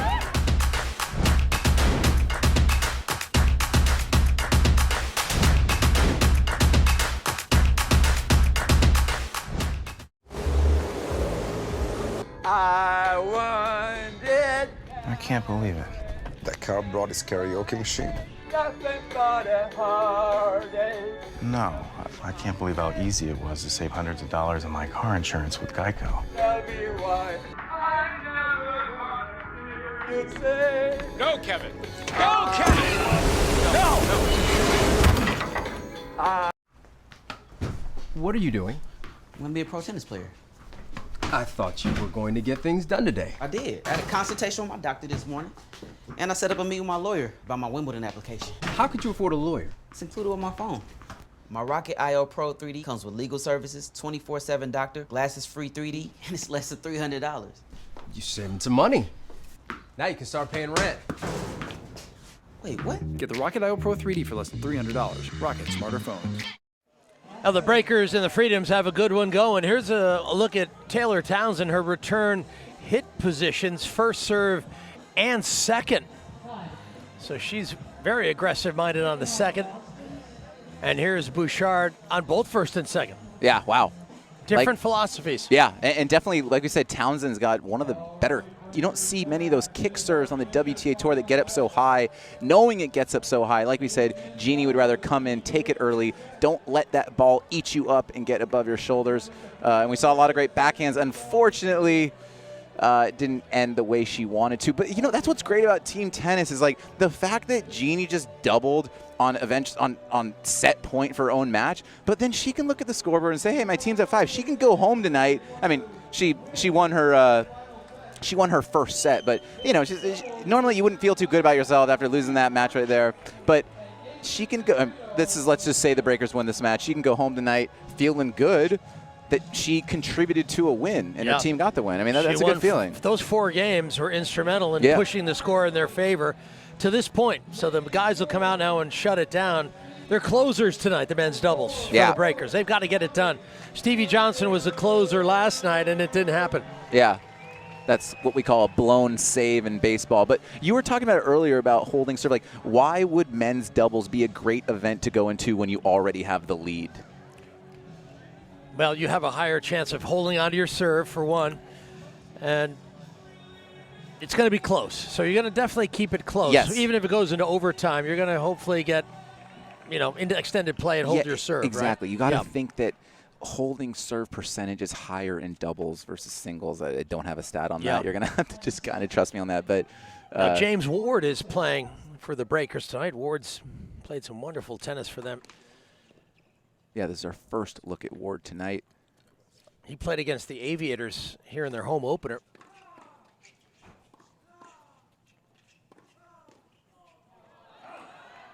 Yeah, Fabrice Martin just kept going right at Johnson. He's got a great backhand. James Ward, more known for his singles, but he's got a smooth game and a great serve. You saw right there, serving and staying back. Just like we were talking about Genie earlier, he would kind of rather stay back in the baseline and rip groundies. First season World Team Tennis for James Ward.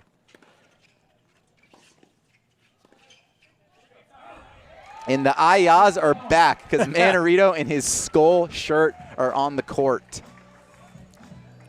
And he's got that smooth game, doesn't he? Just racket back, nice and flat on the ball. It's very simple how he produces his game. Yeah. And very effective. Great for doubles returns for sure. That time it looked like he was serving and volleying. See what he does here. I'm going to say he serves and stays back. And what do I know? And maybe that's, he didn't get too far, but Fabrice Martin taking it really early. Saw that basically James Ward didn't even get to the service line when he had to hit that volley. Great return by the Frenchman. Yeah, Martin, Roland Garros doubles finalist this year. That is a result. As well as winning a couple of titles this year in Estoril and Marseille. So he's Playing some of the best tennis of any doubles player in the world.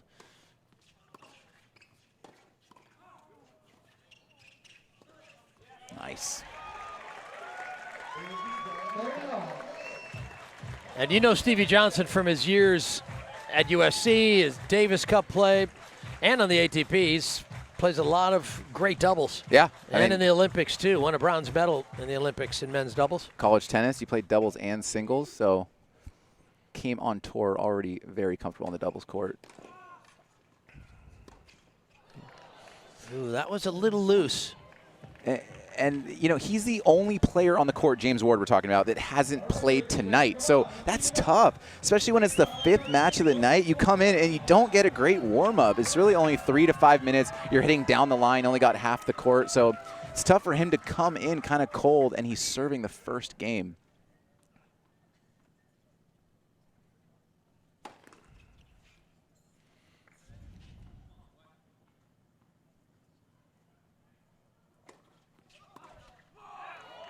What a shot. On break point, a clean winning return up the line. Mannarino timed that beautifully. Just like that, Freedoms are down 4 as we take another look at the serve. God. And that's out to the lefty forehand. Yeah. I mean, at the very least, if you go down the middle, you don't give away that angle Right. up the line. But yeah. what can you say? Mannarino had a great return. Here's Fabrice Martin.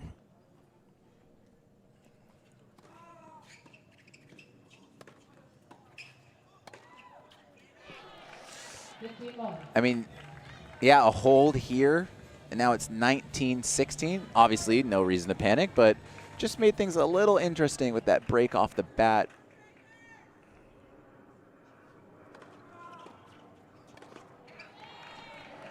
And you know what I can't help but think, because Ward is coming in cold, do you think if they lose a couple more games, let's say maybe they go down 3-0, that maybe Leach looks in to sub in Bambridge? Yeah, that's a very real possibility.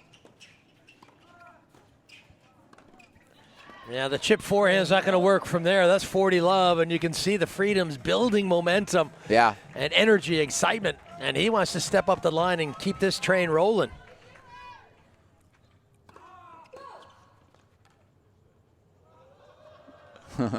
Whoa. Yeah, that was sick.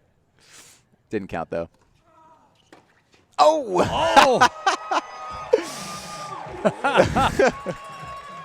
No hand up too. No apology. I didn't see it yet. He's smiling. All good. That was a rocket of a forehand. I think Ward was still feeling sore about having lost his serve. Yeah, that was kind of one of those down 40 love. I'm pissed. I'm just going to rip it. Tried it again.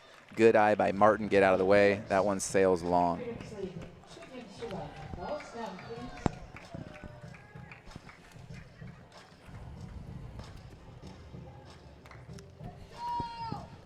So 19-16.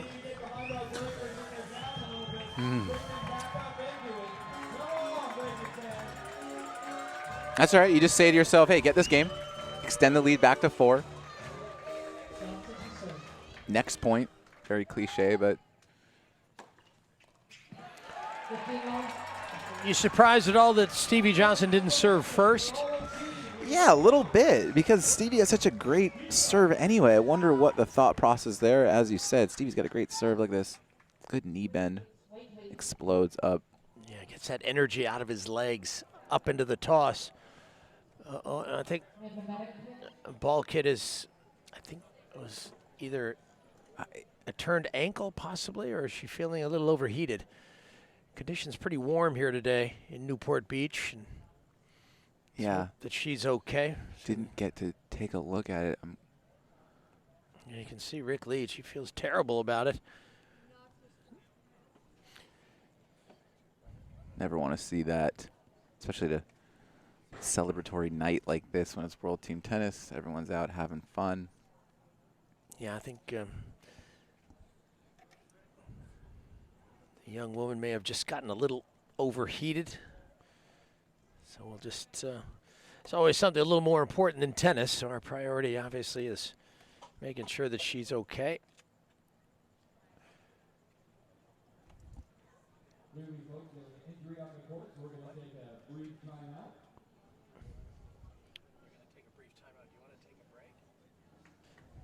So they're just going to pause this play and make sure that she's okay moving forward. And obviously, they'd like to probably get her out of that position there. You can see the setting here at the Palisades Club. Really beautiful. They've got a different court this year. You might see that the multicolored court that's been such an integral part of World Team Tennis over the years is no longer there, but new ownership, 2 new teams this year, a new CEO in Carlos Silva. And you can see World Team Tennis is trying to take it in a new direction to the next place it needs to go. Yeah. And that might mean adding, well, we've got 2 new teams this year, maybe a couple more new teams moving forward. That's right. So pretty exciting times for Yeah, World Team Tennis. I think one of those teams possibly could be in Los Angeles. Used to be a team in Los Angeles. I think, Leaf, you actually played for a team in Los Angeles. I did. Yeah, I played. Yeah. Jeanne Bouchard was the owner of the Los Angeles Strings back in the day, so we had a wonderful season playing for Genie and playing at the Forum, the LA Forum. But I think there's been discussion also. LA is a possibility. Chicago is also a possibility. I mean, that's where Billie Jean hails from originally. Taylor Townsend is from Chicago, although she is now in Atlanta. There's Alan Hardison, the general manager of the Orange County Breakers. He's done a great job putting this all together, has Alan. Yeah, that's always tricky too, because when you think about it, you're taking players away from their professional ATP or WTA calendar, and you got to get them to agree to 3-week traveling seasons. Sometimes it's just a night here or there, but yeah. It's unlike any other league where you're trying to put together a team. Usually you're putting, the GM of, basketball, hockey, football, whatever it is. They're all only worried about that one league. But this is just 3 weeks out of a 52-week calendar. Yeah, it's almost like a 3-week tournament, isn't it? Yeah. And you got to travel a lot and play in different cities. Although they're trying to make it the same surface, a Deco Turf surface, might change slightly the speed, location to location. The conditions are a little different, so you're making adjustments all the time. But here the Breakers just having a word as we continue to attend to this young person who's had an injury. Just, of course, have to believe it is the ball kid. Yeah, wish we had more information for you, but we don't. But you see a lot of concerned faces around there. Teams are just huddling up. Probably going to need another warm-up before they continue. That's just my guess. I'm not sure. One thing you won't hear tonight is the Philadelphia Freedom song, that famous song by Elton John, which was written by Elton John and Bernie Taupin in '74 for Billie Jean King. It was kind of a gesture to her with the Philadelphia Freedoms, which was one of the original franchises of World Team Tennis back then. I got to admit, I listen to Elton John's music a lot, and I never knew that. I never put those together, but I did learn that a couple months ago as I was studying up on the league. And Billie Jean King and Elton are fast friends over the years, and obviously all the charitable and sociological efforts they do to make this world a better place. But you won't be hearing that song here in Orange County. Yeah, that's true. We were talking about the court earlier, how it used to be that weird colored court. Here's a look of a time lapse of the transformation of the court here. I love these when they do these, and I think we're gonna see a time lapse, but this might just be the layering of the court, and this is how they put the surface down on the court. This is Deco Turf. Obviously, the color is instrumental because it allows for the ball to be tracked easily by the players and also for us viewers on TV to see the ball. And this is what the final product looks like. So build a nice base, put those colors down. And that's crazy. What it looks like. I mean, because you want that look throughout the whole league. They're doing that for all 8 teams at their home venues.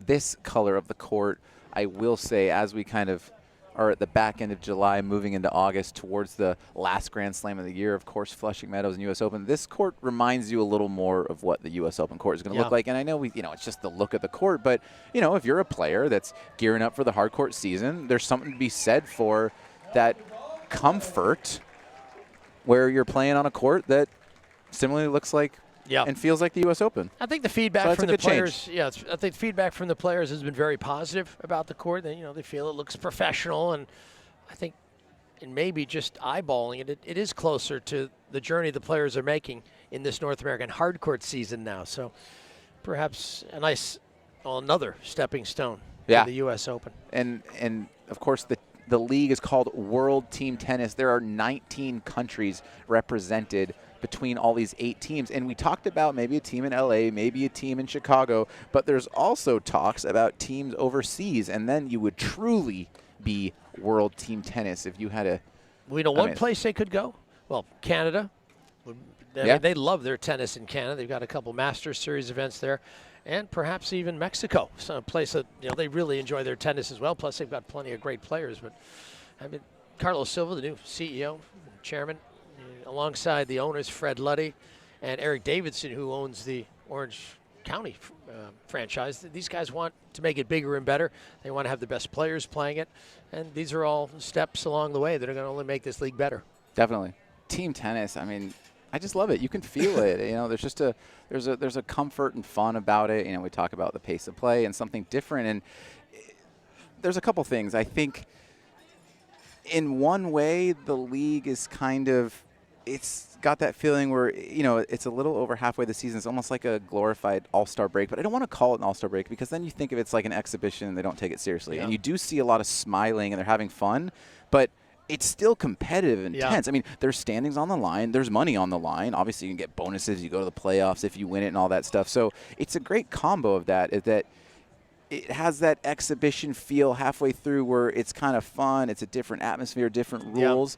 But at the same time, I think one reason why we're seeing players smiling and trying to have fun is because the pressure is so great. It's like anytime you go out to practice, you put a $5 bill on it, suddenly that practice becomes a little more intense. There's money in this, there's prestige, there's trophies at the end of it, like anything in tennis, and I think all players want to be a part of that. We were having a conversation with Jimmy Arias the other day, and Jimmy said, he's like a former top 10, world deep number run. 5. That's right. And he said, this is no joke, and he wasn't kidding, and Jimmy, he's always serious whatever he says. He said the most nervous he ever got on a match was when he played a World Team Tennis match. And you might be thinking to yourself, you wouldn't believe it because of some of the stages he played at, but there's just something about the different format. Sometimes you have the music playing between points. You think that'll just loosen you up, and some people might like it, but sometimes then it's in your head and you can't really focus, and it's just you get off your game. The points come at you fast. You're down 2-love, 3-love. You're only playing to 5, and it's just so different, and it's interesting to hear a player for someone like so accomplished, Jimmy, say who's played Davis Cup in some of the far-flung reaches of the world and some pretty hostile environments where the pressure was on him. To say that World Team Tennis was the most pressurized place to play. Now we're just getting some members of the emergency medical crew. The ambulance is here, so we're going to step aside, take a short break as we attend to this young person who was injured on this moment just occurring at the net there. So we'll step aside for a moment. We'll come right back to Newport Beach. I want it. I can't believe it. That car brought his karaoke machine. Nothing but a heartache. No, I can't believe how easy it was to save hundreds of dollars on my car insurance with Geico. Tell me why I never wanted you say. No, Kevin. No, Kevin. No.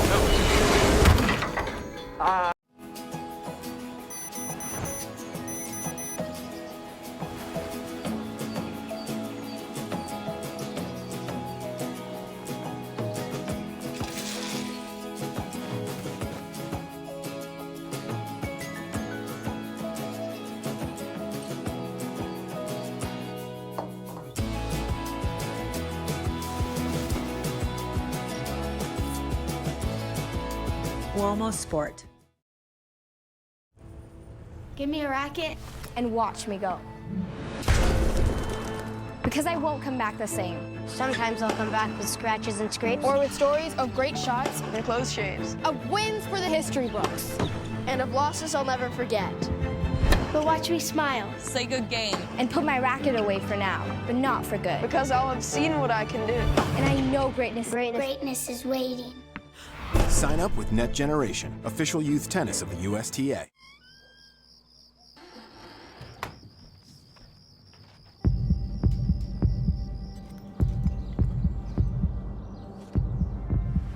You got this.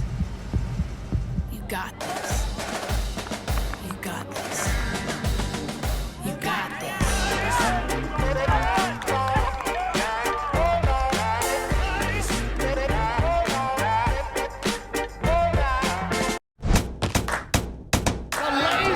Take home their first King Trophy. The Castles get it done. San Diego Aviators have won it. There it is. Orange County Breakers are the World Team Tennis Champion. What an amazing effort by an amazing team.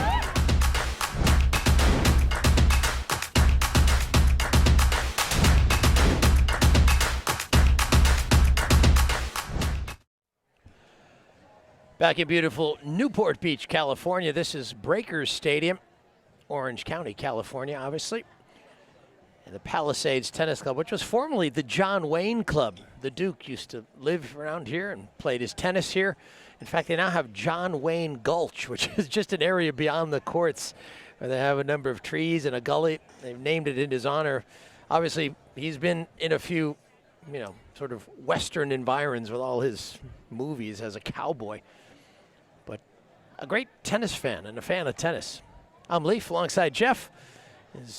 We're just waiting for the medical team here, which arrived by ambulance to address the concerns about this young person who was injured, a ball kid who was at the net posts, and I think she had a fall, and we're not exactly sure what happened, but they're making sure that she's okay, so we're getting ready for that. The crowd's been really patient as well. Obviously, they want to see the conclusion of this, but they understand that things need to be addressed. Stevie Johnson, well, he was a part of the men's singles, and he had a 5-3 win over Adrian Mannarino, one of the more entertaining sets. Mannarino off with a break of serve early, and Stevie Johnson came charging back. That was a key moment for Johnson and for the Breakers. They needed a win tonight. They need it. Especially after the loss last night. For those of you that didn't see, his team had the lead going into the fifth set. 3-all. He had a sloppy game. He lost 5-3, and his team lost. The Breakers lost by 1 game. And we're just going to show you the standings again, just to sort of emphasize how important this match is for the Orange County Breakers. Remember, 4 teams qualify for the championship weekend in Vegas, where they'll play for the King Trophy, semifinals down to the championship game. So the Breakers are sort of right on that cut line, but you can see they've only played 5 matches, so they're behind. Remember, they have 1 rain-delayed match that wasn't completed against DC, which is going to have to be made up if it's going to be a factor in whether they qualify. So the Freedoms up on top at 7-1. They want to keep their winning ways going. They've won 7 in a row, Jeff. Yeah, wow.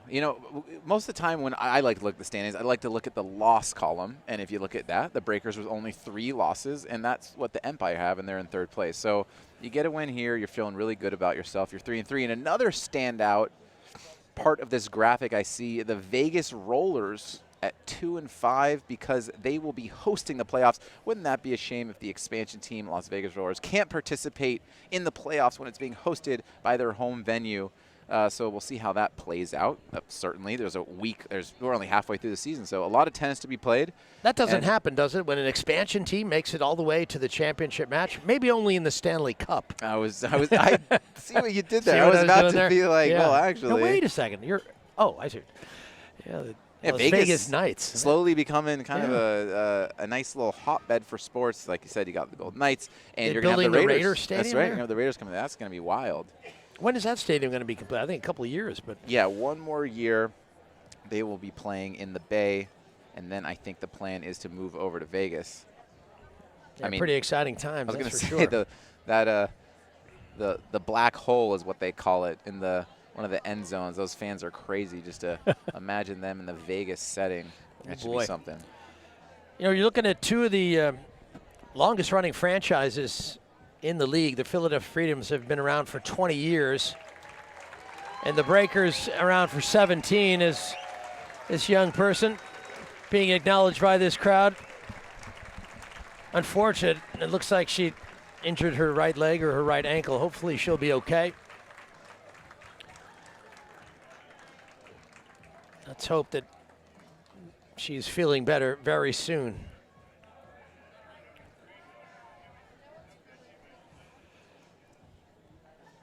All right, so the players are just going to get themselves together. Now the Freedoms have a 2-love lead in the men's doubles. James Ward was broken his opening service game. Stevie Johnson is serving, and it's 15-love. And I'm just wondering whether they'll take a warm-up. We'll see whether, I think they're just going to be ready to go. Yeah, I mean, this is, always tough to come back from a break like that. It looks like they're going to warm up for a little bit. But what you really want to avoid here is if Stevie was to get broken, then they're only up 2, and the Freedoms would have a serve. I mean, a break and a hold, and it's 19-18. Could you imagine how the fans would feel then? And you kind of get almost a little deja vu from last night, and you don't want to get that feeling. No. So we don't want deja vu all over again. No, we definitely don't. No. So crucial hold. We were saying how the Breakers were up 15-10 on the Lasers last night, and it was halfway into the last, or the women's singles were the second to last. Men's singles was the final event, and somehow the Lasers made up the deficit. Stevie Johnson beaten in that last set, and Nicole Gibbs losing her singles as well. Blinkova beat Gibbs 5-2. Lopez Perez beat Johnson 5-3. So that was a huge turning point in what should have been a win, really, for the Breakers, right? You got to close down those. Yeah, could you matches. imagine? Then you look back at those standings, they could be 3-2, looking for a win here. They'd be 4-2, and then you'd really be sitting pretty. Yeah. Then you'd be kind of looking to eye up that 2 seed, be sitting pretty in the 3 spot. But plenty of tennis to be played. I mean, it's 14-match regular season. They play 14 matches in, I think, 17 or 18 days. So it's a sprint of a season. I mean, we talked about the Freedoms and how. So the way it works in World Team Tennis is you have your roster players in which you acquire via the draft. Those players typically play the whole season with the team, and then along the way, you pick up some more marquee names. Those are considered your franchise players. Yeah, or maybe like a free agent, you might think, oh, I'm going to get her or him for 2 or 3 matches, or maybe even 1 match. Right. Now, the Freedom, the bulk of their team, 3 out of their 4 are their roster players. That's Atawo, that's Martin, and that's Townsend. And so you would think you see, all these promos for World Team Tennis. Oh, check out John Isner, Sloane Stevens, Venus Williams, the Bryan brothers. You would think, oh my gosh, well, I just think the teams with those players are going to be great. But here's one team that doesn't have one of those sexy names, so to speak, and those big name franchise players. They're just sitting pretty with their 3 or 4 players all season long, and there's something to be said for that chemistry, that they're traveling together for these 2 weeks straight. You're getting close with each other. You're spending a lot of time, and there's something to be said for, this is a sport typically played in the individual format, but here's the team format. A lot of chemistry, camaraderie involved. Obviously, the Freedoms have that going on, and, they've won 7 matches in a row, and they're in first place. Yeah, and that team is so important, isn't it? And sometimes if you bring in marquee players, it can just upset the balance a little bit. Maybe you might miss out on your night of play, and maybe you just lose that rhythm of continually playing and producing. So it's a tricky balance you have to get right if you're an owner or a manager or a coach. Definitely. And with that being said, the 4th player before Mannarino came on board was a guy named Adrian Menendez, and he was going to be their roster player for the whole year. Unfortunately, he went down with an injury on the first night of the season. So Mannarino is not a bad substitute to have. Former 21 in the world. It's a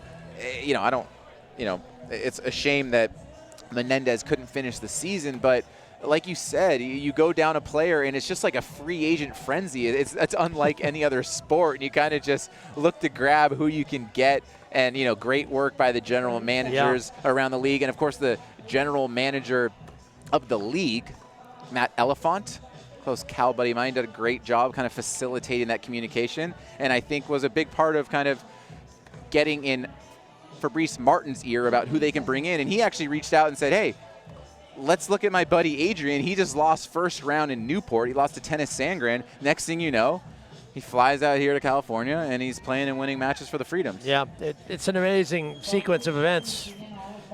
How Mannarino came to be a part of this team, and boy, what an acquisition. I mean, he's a talented player. There he is. He's a part of this last event alongside his buddy Fabrice.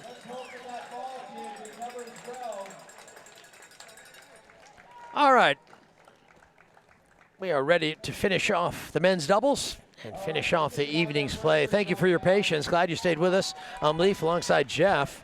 And here's Steve Johnson and James Ward for the Breakers, Fabrice Martin and Adrian Mannarino for the Freedoms. Crucial game here.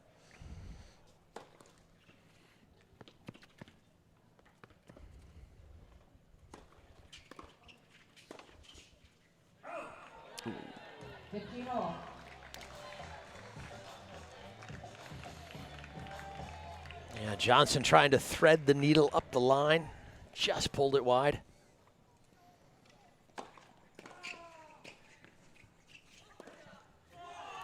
Ooh, that's a heavy forehand. Now, before we had that stoppage of play due to the injury from the ball person, the last thing we saw was Martin and Mannarino, like I said, compatriots, both from France, close friends. They were getting themselves pumped up, and they had all the momentum.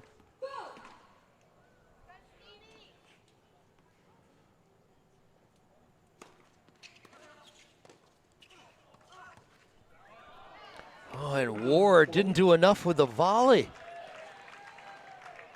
15-40, 2 3-break points. Oh, my. To get it back within 2 for the Freedoms. Could really use a couple big serves here.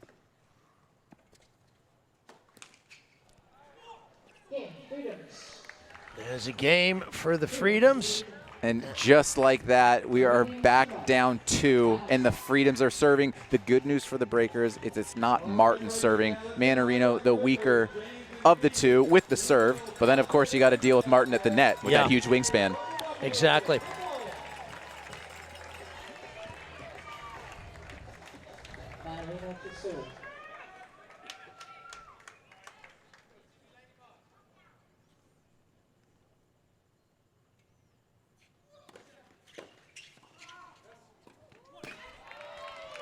Yeah, Martin at the nets with the interception. Yeah, the Frenchmen for the Freedoms have the wind at their backs.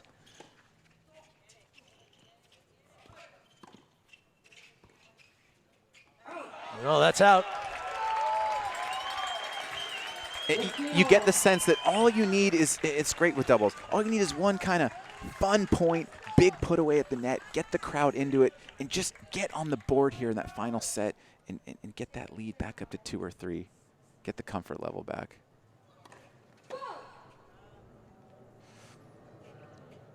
Let's see if Stevie wants to hit a forehand here. There he goes. Oh, yes, there's Ward. And that's where he can be really good, when he's got time on the ball. And he needed that. You kind of got the sense, Ward, he had a tricky point earlier where he had the shank volley, and sometimes it just takes one shot to get that comfort level back and the confidence. That was huge for him. Yeah, Mannarino with a cutter out wide. I feel like every lefty has that serve. It's like, if you're a lefty, you come out of the womb and you just have a great out wide serve. I wish I was a lefty.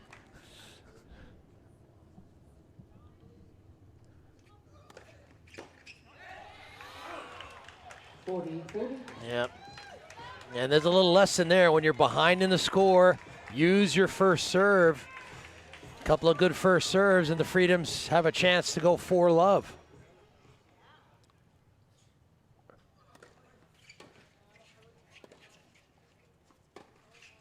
Oh, that is a strike again from Ward. Who do you think's taking this return, Leaf? I think it's got to be Ward.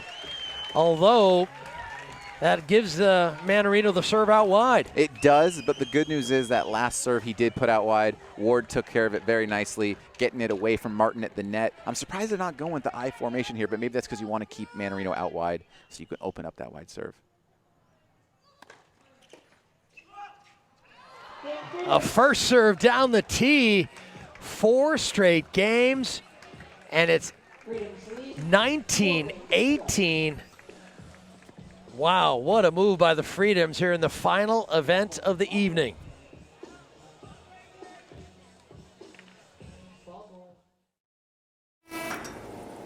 How do you rock the world of tennis? Burn the rule book. Change the game. Make it faster. No, way faster. Pair up the sexes. Call in the coaches. Fist bump this badass. Playing teams. And don't forget the pros. Lots of pros. This is the Breakers. This is WTT, July 2019. Give me a racket and watch me go. Because I won't come back the same. Sometimes I'll come back with scratches and scrapes. Or with stories of great shots and close shaves. Of wins for the history books. And of losses I'll never forget. But watch me smile. Say good game. And put my racket away for now, but not for good. Because I'll have seen what I can do. And I know greatness is waiting. Sign up with Net Generation, official youth tennis of the USTA.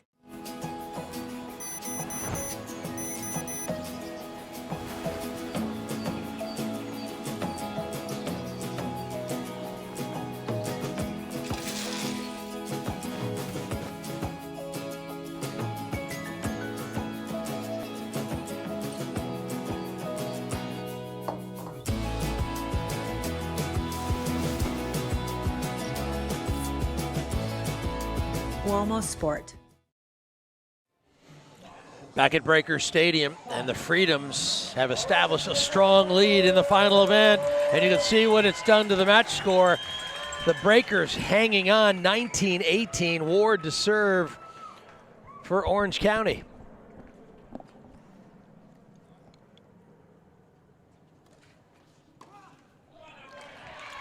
Well, what eventually could happen, the Breakers hang on. If the Freedoms close it out on their serve, there would be a 1-game deficit. Remember, if the losing team wins the final set, we go into extended play.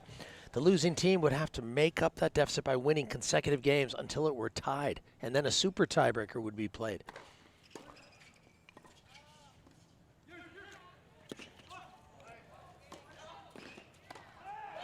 Boy, you don't get much better than that. That's great doubles right there. And Leaf, that explanation of extended play was one of the best ones I've ever heard, because it's actually usually got to use a lot of words and it's pretty complicated. But that was it right there. And if you are the leading team and you're in extended play like the Breakers would be, you just need to win 1 game. Just 1 game. So if the Breakers won the 1 game in extended play, it will be over. If the Freedom won 1 game, according to this, it might be a super tiebreak. Heavy smash from Johnson. And the Ward and Johnson need the crowd more than ever right now. Even if it's an ace, if it's an easy put away, you need to get the crowd behind him, pump it back up. There was a little bit of lull in energy after the unfortunate circumstance of the ball person getting hurt. But we need to get pumped back up. And here's what we're trying to do with the Geico timeout here. Kids are coming out trying to get the crowd pumped. Now here's Coach Craig Carden, longtime coach of the Freedoms. Of course, Billie Jean King's franchise.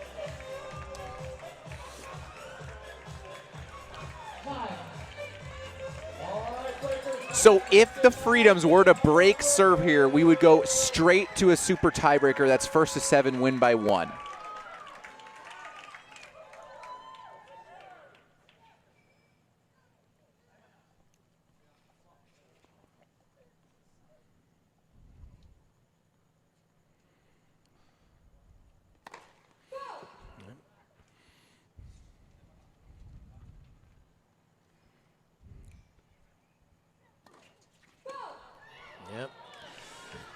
Missed that one by a long way.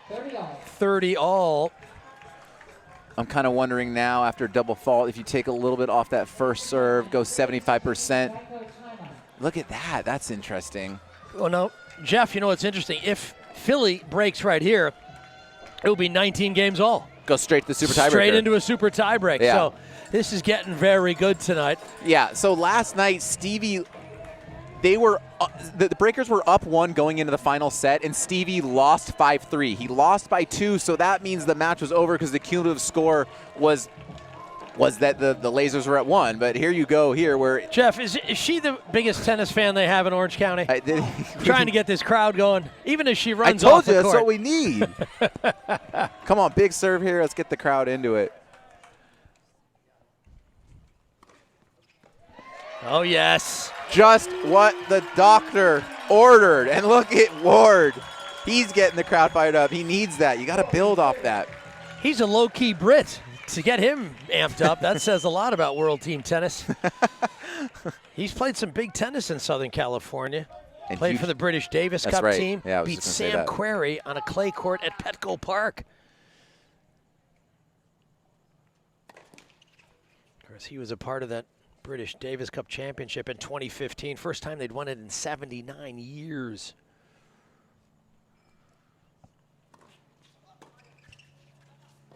Oh, that's a good ball from Mannarino. Yeah. Mannarino just saw out of the corner of his eye Stevie was moving, pulled that backhand. That's definitely a shot he has. My gosh, this is a huge point. Okay, looks like they're going back to Mannarino. Game point for the Breakers, set point for the Freedoms, and a point to put it into a super tiebreak. So it's a big point. You were right.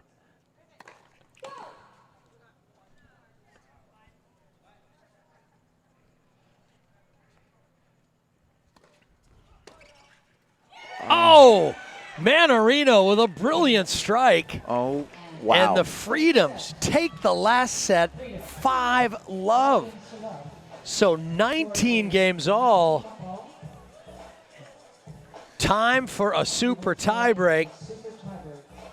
On one end, you could easily be saying, oh, you know, the Breakers totally choked this. They just got bagel in the last set. But, you know, let's tip your cap to the Freedoms because they came out with energy right away. And right now, the MC is explaining the super tiebreaker. It is called a 13-point super tiebreaker, just like the 9-pointer. This one's called 13-point, which means the maximum amount of points it could be is 7-6. First to 7, play a deciding point at 6-all. Yeah, what makes this World Team Tennis so amazingly pressurized, every game could be decided by 1 point. Every set, the 9-point tiebreaker, could be decided by 1 point. And here we have a match potentially decided by a single moment, a single point. And if you're wondering at home what they're doing, they're flipping the coin because they got to decide for serve or side.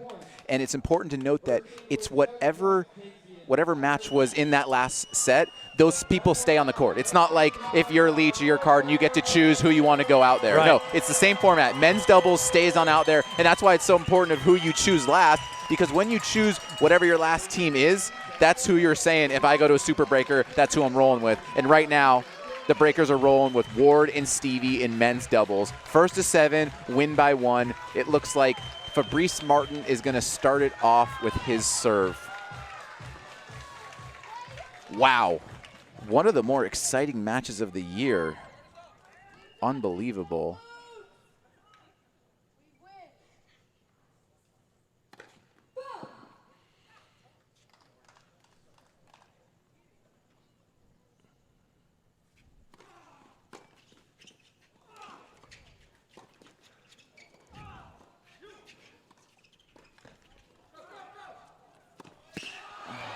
Oh, Johnson can't pull the trigger. What an exchange at the net. Great focus by the French team. 2 strange let courts. Remember we were talking about lets before?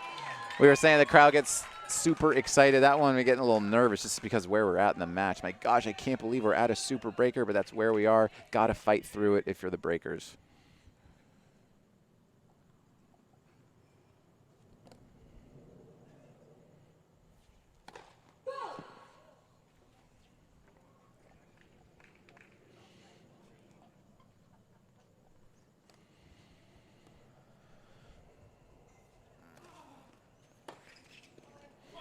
Ooh, that ball got in on Mannarino.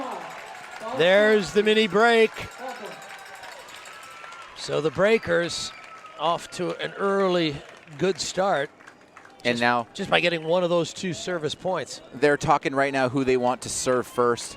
We obviously don't know what they said, but they're going to go with Stevie, which is kind of interesting because when the set started, they went with Ward to start, but now they're deciding to start with Stevie. I think maybe they felt during the set they were just having their way a little better when Stevie was serving.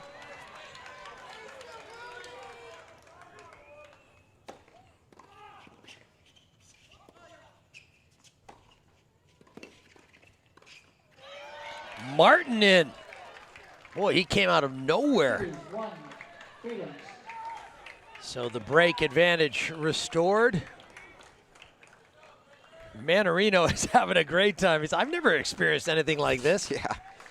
His first year in team tennis.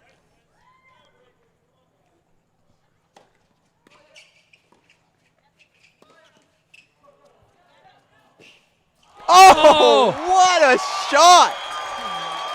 Woo! That's right, Stevie. Get the crowd into it.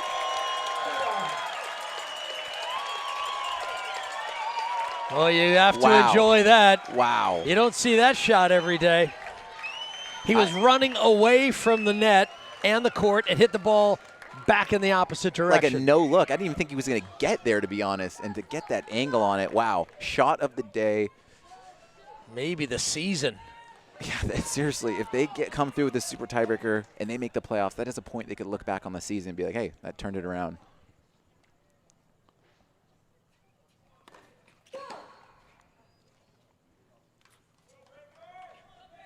Stevie looking to get a forehand here. I think he's going to move to his left on the toss. There he goes.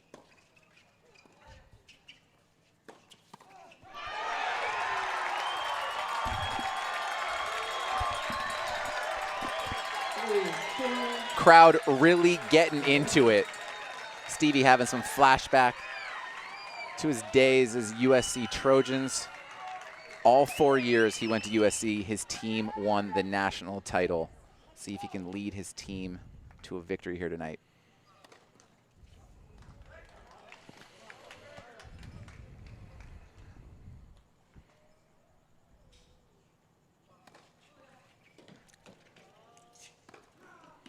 Yeah, strong serve and a strong smash. So 6 points played. They'll change ends for the final 7 if needed. So we've had a couple of mini breaks, but we're back on serve now. Johnson with the highlight reel backhand. Any team you have a sense has the momentum? Seem like they're just dead even, aren't they? Johnson may have turned things around a little bit with that shot. Yeah, I mean, obviously heading into the Super Breaker, it was the Philadelphia Freedoms, but you're right. I mean, sometimes it just takes one moment to get everyone pumped up. The backhand shot was certainly that. 3-all, they're dead even. Only one change of sides in the Super Breaker. James Ward to serve.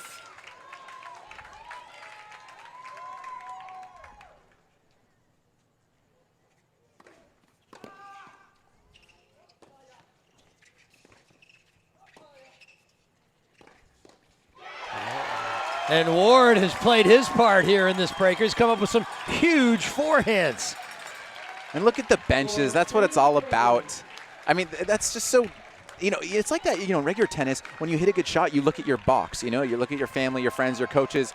Here, how cool is it to look at your bench and they're right on the court and they're going crazy. Jeannie is certainly leading the charge as the cheerleader, waving the towel around.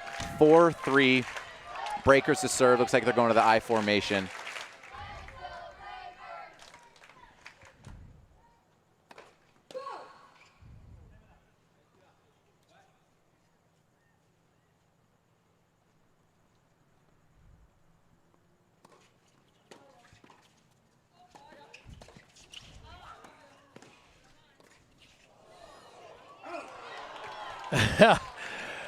Mannarino stopping in mid-play as that ball was over the baseline.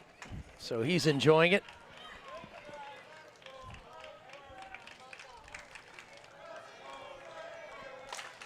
For all.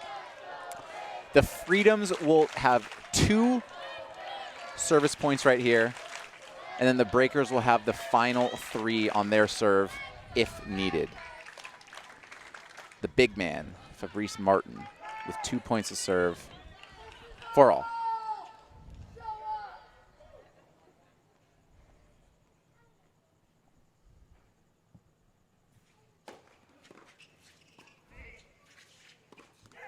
Oh, such a brilliant return. Yeah, what a return with the two-hander. You don't see that often.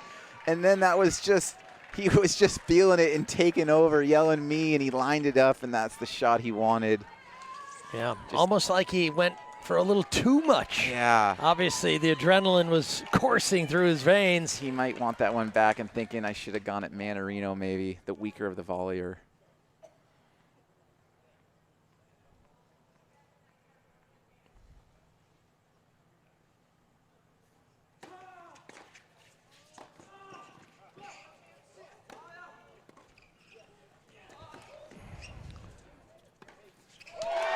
What a comeback in that exchange. Oh my gosh.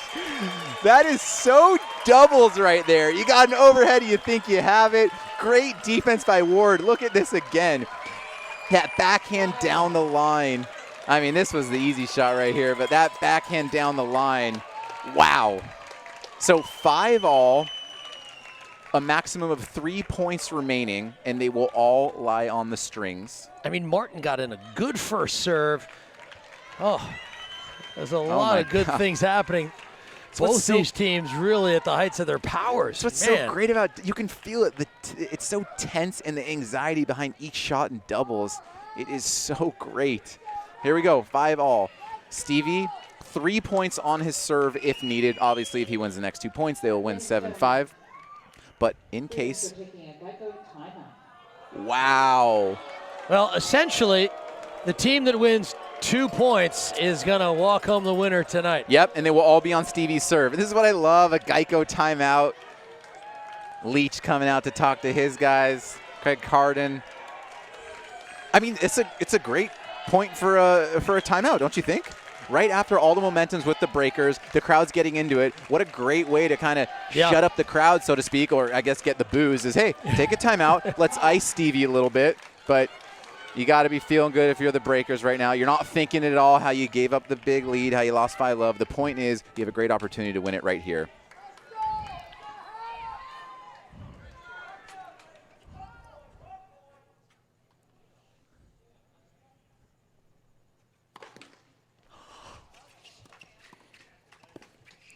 Let's in play, and Fabrice Martin was on it.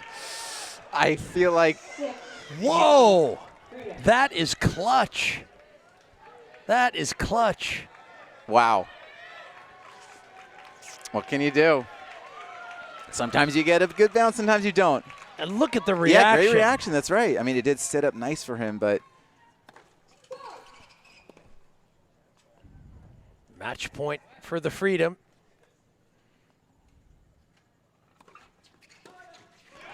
Ooh. I mean, Leaf. I mean, is there anything better than this? This is 1 point for the whole match. There's no such thing in any other format of tennis to see that. 1 point for the entire match.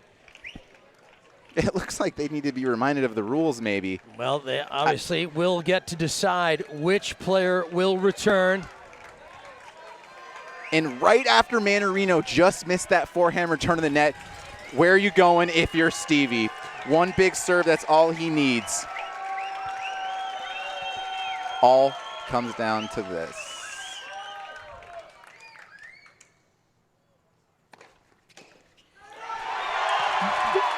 Johnson gets it done.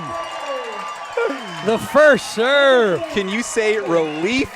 For those of you that saw the match last night, to have that big lead and to lose it, and then tonight to have a bigger lead. Look at Stevie right there, putting his, I mean, we were talking earlier, like you call this an exhibition and they don't care. Does this look like those players don't care?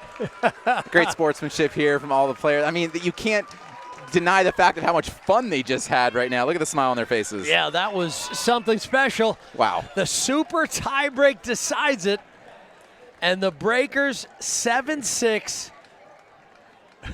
Oh, wow. Johnson and Mannarino enjoying the moment. Wow. I mean, that match had it all. I cannot believe it. Down to 1 point. Wow. Lots of energy here in Newport Beach. The Breakers taking it 20-19. World Team Tennis has been brought to you by Geico, saving people money for over 75 years. By Rocket, game-changing phones with glasses-free 3D. And by Forevermark, a diamond is forever. So welcome back, everyone. A brilliant evening that was back and forth. I mean, Orange County won the first 3 sets. Mixed doubles, women's doubles, and men's singles, and it looked like they were going to walk it home. But then Taylor Townsend won 5-4, and then the men's doubles in the last event, the men's doubles won it 5-love. So suddenly we were thrust into a super tiebreaker, and, well, it came down to the final point, and this was a special night. You don't see many of these over the course of a season. I cannot believe it. And right when we said, what is the best event when you have a lead? We said men's doubles because you tend to hold serve very easily. Not the case. They just lost 5 straight games, and it goes to the super tiebreaker. Then it goes to 6-all. I can't believe it. Like I said, last night, such a tough, heartbreaking loss for Stevie Johnson. For him to come through like that with that big serve, what a relief. I mean, like you said, we're always impartial bystanders, but I got it. I couldn't help but be rooting a little bit for Stevie and the Breakers just because of what happened last night, and what a huge win. Yeah, losing a match to the Lasers, who, well, they were up 15-10, lost that one. Interesting, the Freedoms were up 6-5 in that super tiebreak, so they had 2 match points to get over the line, unable to get it done. So a big win for the Breakers, who are right in that 2-3 zone, now 3-3 in the standings, so they're in a very good place. Let's come back and do it again tomorrow. You got it. Yeah. All right, hope you enjoyed this evening of World Team Tennis. The Orange County Breakers, their next match, well, it's tomorrow night, taking on the New York Empire. So we will bring that one to you. So it came down to one final point. Here it is, the big serve from Stevie out wide. And look at the reaction. This is what you call relief. And the Orange County Breakers win a huge one tonight at home. So they go to 3-3 thanks to our team on site, bringing you all the sights and the sounds. I'm Leaf alongside Jeff. So long, everybody, from beautiful Southern California.